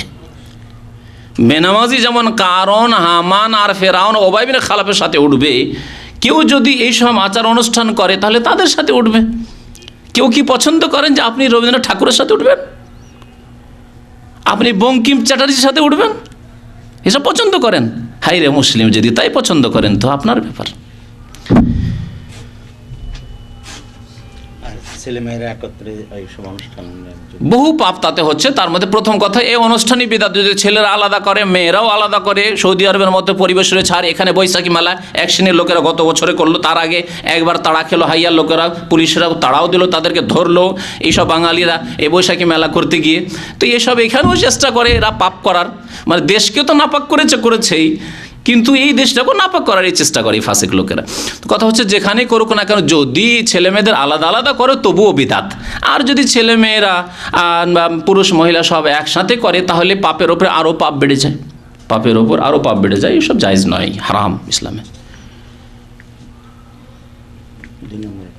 কথিত শহীদ মিনারে বা আবক্ষ মূর্তি বা ছবি বানিয়ে তার বেদিতে বিভিন্ন দিবস উপলক্ষে ফুল দিয়ে 1 মিনিট নীরবতা অথবা দোয়া করা কেমন? স্পষ্ট এগুলি কথা, এগুলি জায়েজ না, ইসলাম হারাম। এগুলি হচ্ছে শিরকের কারণ। প্রত্যেক জাতিতে শিরক এইভাবে শুরু হয়েছে, কোনো ব্যক্তি মানুষ সম্পর্কে বাড়াবাড়ি করতে গিয়ে, কোনো স্থান সম্পর্কে বাড়াবাড়ি করতে গিয়ে। সুতরাং এগুলি হচ্ছে শিরকের রাস্তা। কবর মাজার পূজাগুলি যে অলিয়া উলিয়ার নামে শুরু হয়েছে এইভাবে বাড়াবাড়ি করতে গিয়ে পাকা করা হয়েছে, সাধারণ কবর করে রাখা হয়নি। যদি সাধারণ কবর করে রাখা হয়তো অন্য কবর মিটে গেছে, সব মুছে যেত, মিটে যেত। কিন্তু এই পাকা কবর করতে গিয়ে কবর পূজা শুরু হয়েছে। ঠিক তেমনই এগুলি হচ্ছে পূজার স্থানে পরিণত হয়েছে। জি। চৈত্র মাসের শেষে বা বৈশাখের প্রথমে হালখাতা করা কেন? হালখাতা যদি এটিকে কোনো অনুষ্ঠান এইরকম মনে করে যে ধর্মীয় ব্যাপার স্যাপার বা এটি আমাদের জাতীয় ব্যাপার, তাহলে জায়েজ নয়। কিন্তু যদি এইরকম করে, আমি মনে করি যে গোটা বছরের হিসাব নিকাশ করতে গিয়ে অনেক কাস্টমারের কাছে টাকা পয়সা বাকি আছে, আর সেই টাকা পয়সা আদায় হবে না যদি এইভাবে না ডাকি, তাদেরকে একটা করে দাওয়াতনামা দিয়ে, ইনভাইটেশন দিয়ে, কার্ড দিয়ে তা ডাকলাম, আর তাদেরকে একটু মিষ্টি খাওয়াইলাম, আর টাকা পয়সাটা কোনো রকম কালেকশন করলাম, এই উদ্দেশ্য যদি করে তাহলে হয়তো জায়েজ হবে, যদি এতে কোনো ধর্মীয় চেতনা না থাকে অথবা বিজাতির অনুকরণ না থাকে। জি, আল্লাহু আলাম। ডিসেম্বর মাস আসলে আরামকর মাঝে খ্রিস্টানরা কম্বল, তোয়ালে, কেক, বিস্কুট ইত্যাদি সব কর্মচারীদের মাঝে বিলি করে। এটা কি শুধু গরিবদের শীতের সাহায্য, না তাদের বড়দিন উপলক্ষে তা জানি না। এমত অবস্থায় ওইসব জিনিস নেওয়া বা ব্যবহার করা কেন? আসল হচ্ছে যে কেউ যদি কোনো কিছু দেয় তাহলে সেটা আপনার জন্য নেওয়া জায়েজ। কেউ আপনাকে কোনো কিছু উপহার দিচ্ছে বা আপনাকে অভাবী বলে দিচ্ছে, তো আপনার জন্য নেওয়া জায়েজ, যদি সেই জিনিসটি জায়েজ হালাল জিনিস হয়, হারাম জিনিস না হয়। আর ডিসেম্বরে যেহেতু শীত শুরু হতে যাচ্ছে, সৌদি আরবে ডিসেম্বরে শীত শুরু হচ্ছে, সেই জন্য হয়তো এই উদ্দেশ্যে দিচ্ছে। সুতরাং তাকে আবার জিজ্ঞাসা করা খতিয়ে যে এটা কী জন্য দিলেন, আপনাদের বছর শেষ হচ্ছে 25 ডিসেম্বর উপলক্ষে দিলেন, না শীত শুরু হচ্ছে সেজন্য দিলেন, এটার কোনো প্রয়োজন নেই। যেমন কোনো ব্যক্তির বাড়িতে গেলে একজন লোক, তার ঘর গৃহস্থীও আছে, এমনি ব্যবসা আছে, আর সুদখোর, তার বাড়িতে গেলে গিয়েছেন, খেতে হচ্ছে, তো আপনি তাকে জিজ্ঞেস করবেন যে ভাই আজকের যে চাউলটা দিলেন, ভাতটা দিলেন, বা এই যে গোস্ত দিলেন, এটা সুদের পয়সা দিয়ে না আপনার চাকরির পয়সা দিয়ে? না, এইভাবে জিজ্ঞেস করা জায়েজ না। এগুলি বাংলাদেশে একটি জামাত শুরু হয়েছে, জামাতুল মুসলিমিন, একটি বিদাতি জামাত তৈরি হয়েছে। হ্যাঁ, পাকিস্তান থেকে শুরু হয়েছে। আর এই বাচ্চা দিয়ে এই বাচ্চা আবার চলে গেছে বাংলাদেশ আর ভারতেও চলে গেছে, কিন্তু প্রথম বাচ্চা দেনওয়ালা এই জামাতের হচ্ছে পাকিস্তানে। তো এরা ঘর ঘরে গিয়ে জিজ্ঞেস করে, কোনো গ্রামে গেলে তারা ইসলামের দাওয়াত দিতে যাবে, আর যাওয়ার পরে এরা তো বিশেষ করে খুলনা টুলনা এই দিকটায় খুব বেশি আছে, এরা বগুড়ায় আছে। তো এরা গিয়ে জিজ্ঞেস করবে, যদি খেতে দিতে চান আপনার ইনকাম সোর্স কি? যদি আপনি সুদী ব্যাংকে চাকরি করেন, বলছেন না আপনার বাড়ি খাও না, এসব ইসলামে নেই। আসল হচ্ছে যে আপনাকে একজন মুসলিম খেতে দিয়ে, এমনকি অমুসলিমও খেতে দিচ্ছে, আর হালাল বস্তু, গরুর গোস্ত দিচ্ছে, খাসির গোস্ত দিচ্ছে, খাবেন। হ্যাঁ, শুয়োরের গোস্ত দিলে খাবেন না, কুকুর গোস্ত দিলে খাবেন না আপনি, কারণ আপনার জন্য হারাম। সে মুসলিম দিক আর অমুসলিম দিক। নবী সাল্লাল্লাহু আলাইহি ওয়াসাল্লাম ইহুদির বাড়ি দাওয়াত খেয়েছেন। তো কথা হচ্ছে যে আসল হচ্ছে যে আপনার এসব নেওয়া জায়েজ, খতিয়ে জিজ্ঞাসা করার কোনো প্রয়োজন নেই। তবে যদি আপনার কাছে স্পষ্ট প্রমাণ থাকে আর বলে দেয় যে এটা তোমাকে গিফট দিচ্ছি আমাদের 25 ডিসেম্বর উপলক্ষে, তাহলে নেবেন না, নেওয়া জায়েজ নাই, নেবেন না আপনি। তাহলে রাস্তা ফাঁকা ও নিরাপদ মনে করে গতি 120 কিলোমিটারের উপরে চালানো এবং এমত অবস্থায় দুর্ঘটনা ঘটলে কি হবে? এই ক্ষেত্রে এখানকার বড় একজন আলেম মুহাদ্দিস শেখ মোহাম্মদ বিন সালেহ আল উসাইমিন রহমতুল্লাহ আলী আল কাসিমের আলেম, মক্কাতুল মুকাররমে 1421 হিজরিতে ইন্তেকাল করেছেন তিনি। তো তিনি তার একটি ফতোয়া আছে, শুনিয়ে দিচ্ছি। তিনি বলেছেন যে সৌদি সরকার যেহেতু আপনার স্পিড লিমিট করেছে 120-এ, সুতরাং 120-এর ঊর্ধ্বে কেউ যদি চালায় তো প্রথম কথা গুনাহগার হবে, কারণ মুসলিম রাষ্ট্রনেতার সে কি করলো? বিরোধিতা করলো, আনুগত্য করলো না। এমনকি অমুসলিম, শুনে রাখুন, অমুসলিম রাষ্ট্রনেতা তারপরেও যদি এইরকম আইন তৈরি করে, জনসাধারণের কল্যাণের জন্য তৈরি করেছে, সুতরাং আনুগত্য এখানেও করতে হবে। আর এতে আপনার শরীয়তি কাজে কোনো বাধা নেই। যে আপনি সরকারের এই ক্ষেত্রে আপনার এই যে সিগন্যালগুলি আছে, ধরেন ইন্ডিয়ার সিগন্যাল আছে, নেপালের সিগন্যাল আছে, থাইল্যান্ডের সিগন্যাল আছে, আপনি সিগন্যাল ওভারটেক করে চলে যাবেন, হ্যাঁ, যে সিগন্যাল রেড হয়ে আছে চলে যাবেন, না, জায়েজ নয়। যে কোনো অমুসলিম দেশে জায়েজ নয়, কারণ এটি আপনাদের স্বার্থেই করা হয়েছে এই আইনগুলি, মুসলিম হোক আর অমুসলিম হোক। বিশেষ করে মুসলিম না, তাহলে তাদের আনুগত্যের ব্যাপারটি, গুরুত্বটি আরও বেড়ে যায়, কারণ আল্লাহ পাক রব্বুল আলামিন তার আদেশ করেছেন উলিল আমরে মিনকুম, তাদের আনুগত্য করতে বলেছেন। তো এই আনুগত্য করলো না, সেজন্য গুনাহগার হবে, এক। 2 নম্বর কথা, যেহেতু তাকে বলা হয়েছে 120-এর বেশি চালাবে না, তার বেশি যদি চালায় আর আল্লাহ না করে কোনো অ্যাক্সিডেন্ট হয় আর যদি প্রাণহানি হয়, তাহলে তারা শহীদ হবে না, বরং আত্মহত্যার শামিল হবে, আত্মহত্যার শামিল হবে। যেমন কেউ বললো, ভাবলো যে একতলা বিল্ডিং, ছাদের উপর থেকে লাফ দিয়ে পড়ে গেলে এমন বা কী হবে, কিছু হবে না, কিন্তু এতে সম্ভাবনা আছে মরে যাওয়ার। যদি একতলা বিল্ডিং থেকে ছাদের উপর থেকে লাফ দিল আর মারা গেল, তাহলে কি বলবেন তাকে? আত্মহত্যা করা বলবেন না?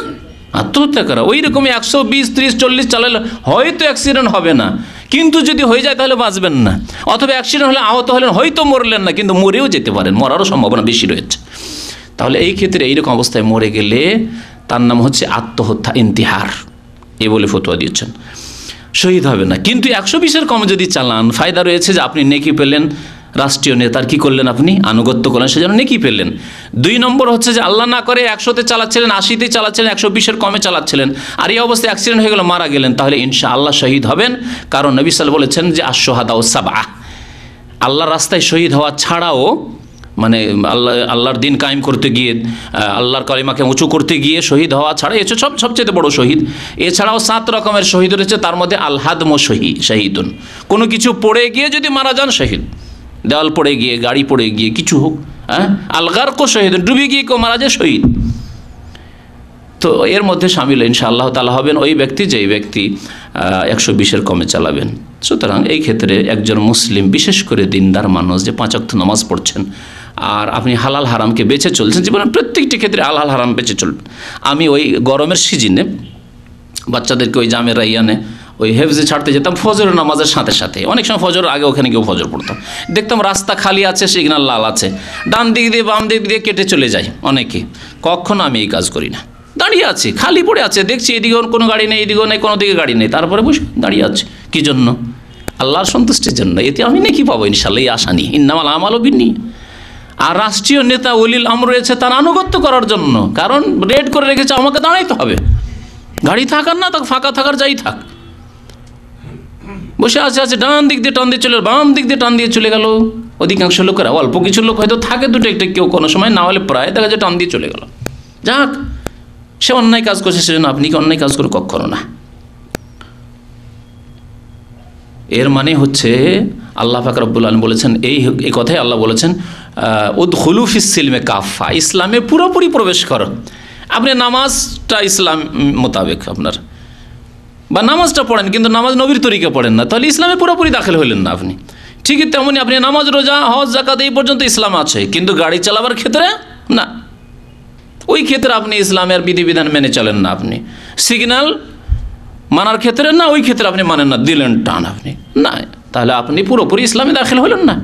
জীবনের প্রত্যেকটি ক্ষেত্রে আপনাকে নিজেকে ইসলামের মধ্যে ঢুকাতে হবে।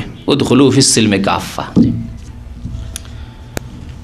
সব ধর্মগ্রন্থের উপরে সংবিধানের স্থান, এটা বলা বা বিশ্বাস করা বা প্রচার করা, এটি ইসলাম বিনষ্টকারী একটি আকীদা বা কথা। কেউ যদি এ কথা বলে তাহলে তার ইসলাম নষ্ট হয়ে যাবে।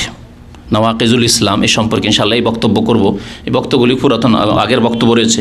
ইসলাম বিনষ্টকারী বিষয় বেশ কিছু রয়েছে, তার মধ্যে একটি হচ্ছে আল্লাহর দিনের ওপর অন্য কোনো মতবাদকে, দিনকে অথবা মতবাদকে প্রাধান্য দেওয়া অথবা সমান মনে করা। কেউ যদি মনে করে যে কার্ল মার্কসের মতবাদ আর মুহাম্মদ সাল্লাল্লাহু আলাইহি ওয়াসাল্লাম জানিয়ে এসছেন, তিনিও সংশোধন করেছেন, ইনিও সংশোধন করেছেন, ওই সমান, ওপরেও যদিও না করে সমান করে, তাহলে সে বড় কাফের, মুরতাদ হয়ে যাবে, মুসলমান থাকবে না, নামাজ, রোজা, হজ, যাকাত করলেও। জি, তো ইনশাআল্লাহ এই বিষয়ের আলোচনা করবো, যাতে করে অনেক মুসলিম ভাবে যে আমরা মুসলিম, আবার কি করে আমরা জাহান্নামে যাব? আমরা মুসলিম, কিন্তু জীবনের কত ক্ষেত্রে যে ইসলামকে নষ্ট করছে খোঁজই রাখে না। জি, সংবিধানকে বড় বলা তো দূরের কথা, যদি বলে আমাদের সংবিধান আর কোরআন একই সমান, তাহলে সে মুরতাদ, কাফের, মুসলমান নাই, যে কোনো দেশের মানুষ হোক না কেন, যে কোনো দেশের মানুষ হোক না কেন। কারণ মুসলিমের বিধানই হবে কোরআন। যেমন সৌদি আরবের বাদশাহ ঘোষণা করেছেন, যখন প্রথম বাদশাহ হলেন, ঘোষণা করেছেন স্পষ্ট যে আমাদের সংবিধান হচ্ছে কোরআন, আর দস্তুর হচ্ছে রাসূলুল্লাহ সাল্লাল্লাহু আলাইহি সাল্লামের সুন্নত, কোরআন সুন্নাহ। প্রত্যেক মুসলিমকে উদার চিত্তে কথা মেনে নিয়ে ওয়াসাল্লিমু তাসলিমা, চোখ বন্ধ করে এর উপর আমল করা উচিত, তাহলে শান্তি কায়েম হয়ে যেত। আজকে দেখুন, সারা পৃথিবীর মধ্যে সবচাইতে কম অপরাধ হয় সৌদি আরবে, সবচাইতে কম খুন হয়, সবচাইতে কম ছিনতাই হয়, সবচাইতে কম মারামারি হয়, সবচাইতে কম চুরি ডাকাতি হয়, ইত্যাদি ইত্যাদি, তাই না? সারা বিশ্বের অমুসলিমরা স্বীকার করতে বাধ্য। কি জন্য? এখানকার লোকগুলি এমনিতে কি অটোমেটিক সব ভালো হয়ে গেছে নাকি? হ্যাঁ, ইসলামের অবদান, ইসলামী আইনের বাস্তবায়ন রয়েছে, সেই জন্য। আপনিও বাংলাদেশে, এমনকি ভারতে গান্ধী বলেছিলেন, কিন্তু গান্ধী বাস্তবায়ন করেননি। আল্লাহ যদি তাকে তৌফিক দিতেন, গান্ধীর এই কথা আছে, গান্ধী বলেছে যে আমি যদি স্বাধীনতা নিয়ে আসতে পারি, তাহলে আমি ওমর যেভাবে দেশ চালিয়েছে রাদিয়াল্লাহু তাআলা আনহু, যেভাবে দেশ চালিয়েছে, দেশ পরিচালনা করে, সেইভাবে আমি দেশ চালাবো। যদিও আল্লাহ তৌফিক দেয়নি, হিদায়তের মালিক আল্লাহ। আবু তালেবকে যেভাবে আল্লাহ হিদায়ত করেনি, গান্ধীকেও আল্লাহ হিদায়ত করেননি। তো কথা হচ্ছে যে অমুসলিমরা বলতে বাধ্য যে ইসলাম শান্তি প্রতিষ্ঠা করতে পারে, আর কোনো মানুষ তৈরি করা মতবাদ দিয়ে শান্তি পৃথিবীতে প্রতিষ্ঠা হতে পারে না। আজকে আমেরিকাতে কত ক্রাইম হচ্ছে আপনি চিন্তা করেন। বিদেশি লোকেদের যেখানে সেখানে চলাফেরা মুশকিল, আর আপনি একজন প্রবাসী, আমি একজন প্রবাসী, আরামসে লাখ লাখ টাকা পকেটে নিয়ে এখান থেকে রাত্রে গাড়িতে বসেন আর মক্কার রাস্তায় চলে যান। রাস্তা আপনাকে চিন্তাই করতে হবে না যে আমাকে কোথায় রিয়াজ দামামের মধ্যে একটিও বাড়ি ঘর নেই, 400 কিলোমিটার মরুভূমি কোথায় চিন্তাই হয়ে যাবে, এই চিন্তাই আসবে না, কল্পনাও আসবে না। অথচ আপনি এখান থেকে যাচ্ছেন, সন্ধ্যা যদি রাত হয়ে যায় ঢাকা এয়ারপোর্টে, আরে বাড়ি তো আমার নারায়ণগঞ্জ, কেমন করে যাব, বাড়ি থেকে কেউ এলো না আমাকে রিসিভ করার জন্য, একা যেতে পারবো না। বাস্তব সত্য কি না? তাহলে ইসলামের বরকত। আর মানুষের সংবিধান দিয়ে কোনোদিন শান্তি আসতে পারে না, অসম্ভব কথা। অশান্তি আর অশান্তি ছাড়া আর কিছু পাবেন না। আপনি বলেছেন হিন্দুর বাড়িতে গরু খাসি এবং মুরগির মাংস খাওয়া যায়, কিন্তু তারা তো বিসমিল্লাহ বলে জবাই করে না। হ্যাঁ, জবাই আপনাকে করতে হবে। আমি কি বলেছি যে তাদের জবাই খাওয়া যায়? বলিনি। তবে যদি আহলি কিতাব জবাই করে, আহলি কিতাবের জবাই আল্লাহ খেতে বলেছেন। আহলি কিতাব অর্থাৎ ইহুদি খ্রিস্টান। কিন্তু মুশরিক যদি জবাই করে, মুশরিক মানে পত্তলিক যারা, আর মুশরিক মানে কবর পূজারী, আপনি কোথায় যাচ্ছেন? 8 রসিওয়াল্লাহ, মাইজ ভান্ডারিওয়াল্লাহ, কবর পূজারী, দেওয়ানবাগি কবর পূজারা কবরে সেজদা করে, তারা যদি জবাই করে, যারা খাজা মঈনুদ্দিন চিশতির কবরে গিয়ে সেজদা করে আর ওই কি বলে খাসি মোরগ জবাই করে, তারা জবাই করে, আপনার জন্য খাওয়া হারাম, যদিও সে 5 ওয়াক্ত নামাজ পড়ে। আল্লাহ মুশরিকদের জবিহা খেতে নিষেধ করেছেন, হারাম করেছেন। হিন্দুদের হোটেলে আপনি যদি ভাত খান, আপনি এমন কিছু খান, নিরামিষ খান বা মাছ খান, অসুবিধা নেই। গোস্ত খাওয়ার ক্ষেত্রে যেহেতু সন্দেহ রয়েছে যে তারাই হয়তো জবাই করেছে, যদিও মুসলিম কসাইখানা থেকে অনেক সময় নিয়ে আসে, কিন্তু না, আপনি খাবেন না। এইরকম অমুসলিম যে ফ্লাইটগুলোতে আপনি সফর করছেন, আমি কোনো ক্ষেত্রে হয়তো সফর করতে এরকম বাধ্য হলে, যদিও চেষ্টা করি যে মুসলিম ফ্লাইটে সফর করব, কিন্তু যদি সফর করতে হয় তাহলে আমি ভেজিটেবল খাবো, সবজি খাবো, অথবা মাছ খাবো, যদি মাছ থাকে, তাহলে গোস্ত খাবো না। এটি হচ্ছে আমার ইমানের সতর্কতা, তাকওয়ার দাবি। জি, এটি হওয়া উচিত একজন মুসলিমের। হজ অফিসাররা তাসরিয়া দেওয়ার নাম করে নিয়ে যাচ্ছে, কিন্তু বিনা তাসরিয়াতে চেক পয়েন্টে টাকা দিয়ে পার করছে, এটা হারাম, এটি জায়েজ নয়, স্পষ্ট হারাম। এবং এই হজে হাজি সাহেবদের খেদমতের নামে তারা পাপ করছে। যদি তারা সত্যি এইভাবে তাসরিয়া দিতে পারবে না, অথচ মানুষের সাথে ওয়াদা করে, তাহলে ওয়াদা করে অথচ দিতে পারবে না, জানছে আমাদের ক্ষমতায় নেই, তাহলে এটি হচ্ছে মুনাফিকি লক্ষণ। নবী সাল্লাল্লাহু আলাইহি ওয়াসাল্লাম মুনাফিকি লক্ষণের কথা বলেছেন। আর এই হারাম রিজিক, মনে হলে যে হজের ব্যবসা কত সুন্দর বা ব্যবসা, কিন্তু আসলে রিজিক হারাম, রিজিক হারাম।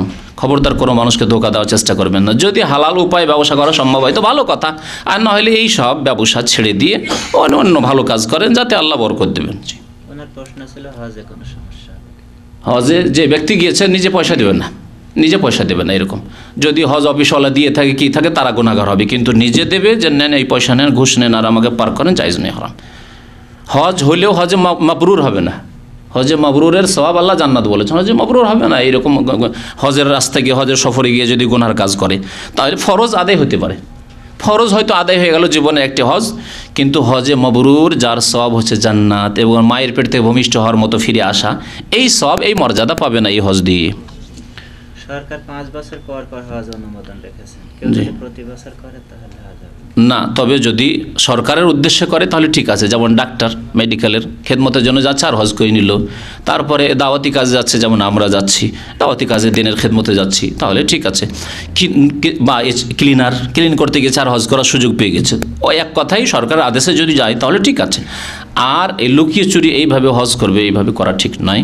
কারণ আমাদের স্বার্থে বা সারা বিশ্বের যা বৃদ্ধ হাজির আসছে, দূর দূরান্ত থেকে যে হাজির আসছে, তাদের খেদমতের জন্য, যাতে তাদের খেদমতটা সুন্দর করে হয়। আর আমরা এখানকার প্রবাসীরা যদি এত ভিড় করি, তাহলে তাদের জন্য বড় কষ্টকর হয়ে যাবে। তাই এই আইন তৈরি করা হয়েছে। এই আইন শুধু এখানকার জন্য না, আমার মনে হয় ইন্ডিয়া, বাংলাদেশ, ওইসব দেশেরও তৈরি করা হয়েছে, তাই না? 5 বছরে একবার, ওখানেও প্রতি বছর আসতে পারবে না, অ্যাপ্লাই করতে পারবে না হজের জন্য। জি,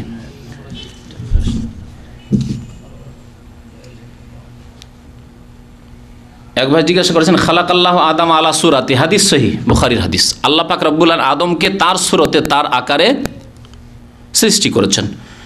এই হাদিসের অর্থ কি, এই নিয়ে উলামায়ে কেরামদের অনেক মত রয়েছে। তার মানে একটি মত যে এই সম্পর্কে আল্লাহ বলেছেন এইরকম, বাস আমরা এতটুকু বলবো, এর বেশি আর বলতে পারবো না, বাকি তার ধরন মুতাশাবিহাত। যেমন আল্লাহর চেহারা আছে, কিন্তু কার মতো? আল্লাহর মতো, এর বেশি জানি না। অল কাইফু মাজহুলুন, এর ধরন জানা নেই। আল্লাহর হাত আছে, বিশ্বাস করি, কিন্তু আল্লাহর হাত কার মতো, কেমন, জানি না। ঠিক আছে? তো আল্লাহ পাক রব্বুল আরশের সমাসীন রয়েছেন, কেমন হয়ে আল্লাহ ভালো জানেন, জানি না। ঠিক তেমনি আল্লাহ আদমকে সৃষ্টি করেছেন তার আকৃতিতে, তার সুরতে, এ কথা এতটুকু অর্থ জানি, বাস এর বেশি কেমন তা জানি না। এই একটি কথা।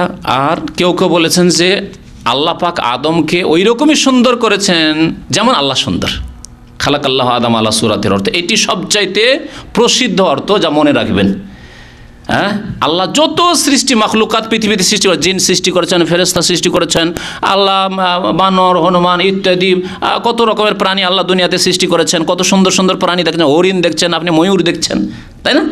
সমস্তের মধ্যে আল্লাহ পাক রব্বুল আলামিন তার সুন্দর সুরত মোতাবেক কাকে সৃষ্টি করেছেন? আদমকে, অর্থাৎ আদম সন্তানকে। আল্লাহ যেমন সুন্দর, তেমন মানুষকে আল্লাহ সুন্দর করে পয়দা করেছেন। লাকাদ খালাকনাল ইনসানা ফি আহসানি তাকবীম, উত্তম অবয়বে, সুন্দর গঠনে আল্লাহ তৈরি করেছেন। এদিকে ইঙ্গিত করা হয়েছে। আর কেউ কেউ একটা অর্থ করেছেন যে সুরাতেহি মানে সেফাতেহি, আল্লাহর মধ্যে যে ভালো ভালো গুণ আছে, ওই ভালো ভালো গুণগুলির কিছু অংশ মানুষকে দিয়ে আল্লাহ কি করেছেন? সৃষ্টি করেছেন। আল্লাহর মধ্যে রয়েছে কিসের গুণ? রহমতের গুণ। মানুষের মধ্যে দয়া আছে, সবচেয়ে বেশি দয়া অন্য অন্য সৃষ্টি প্রাণীর চাইতে মানুষের মধ্যে দয়া রয়েছে। আচ্ছা, আল্লাহর মধ্যে মার্জনার গুণ রয়েছে, আল্লাহ গাফুর, মাফ করেন, মানুষও মাফ করি, আমরা মাফ করি। আল্লাহ ধৈর্য, আল্লাহর নাম হচ্ছে কি? সবুর, আল্লাহ ধৈর্যশীল, মানুষের মধ্যে আল্লাহ ধৈর্য দিয়েছেন, কারো কম কারো বেশি। এইভাবে আল্লাহ পাক রব্বুল আলামিনের মধ্যে যে ভালো ভালো গুণগুলি রয়েছে তার কিছু অংশ আল্লাহ মানুষকে দিয়েছেন, তার সিফাতে তৈরি করেছেন। এইরকম অর্থ কেউ কেউ করেছে। এতটুকুই আপনাদের জন্য জানা যথেষ্ট। সাল্লাল্লাহু আলা নবিয়িনা মুহাম্মদ ওয়া আলা আলিহি ওয়া সাহবিহি আজমাইন।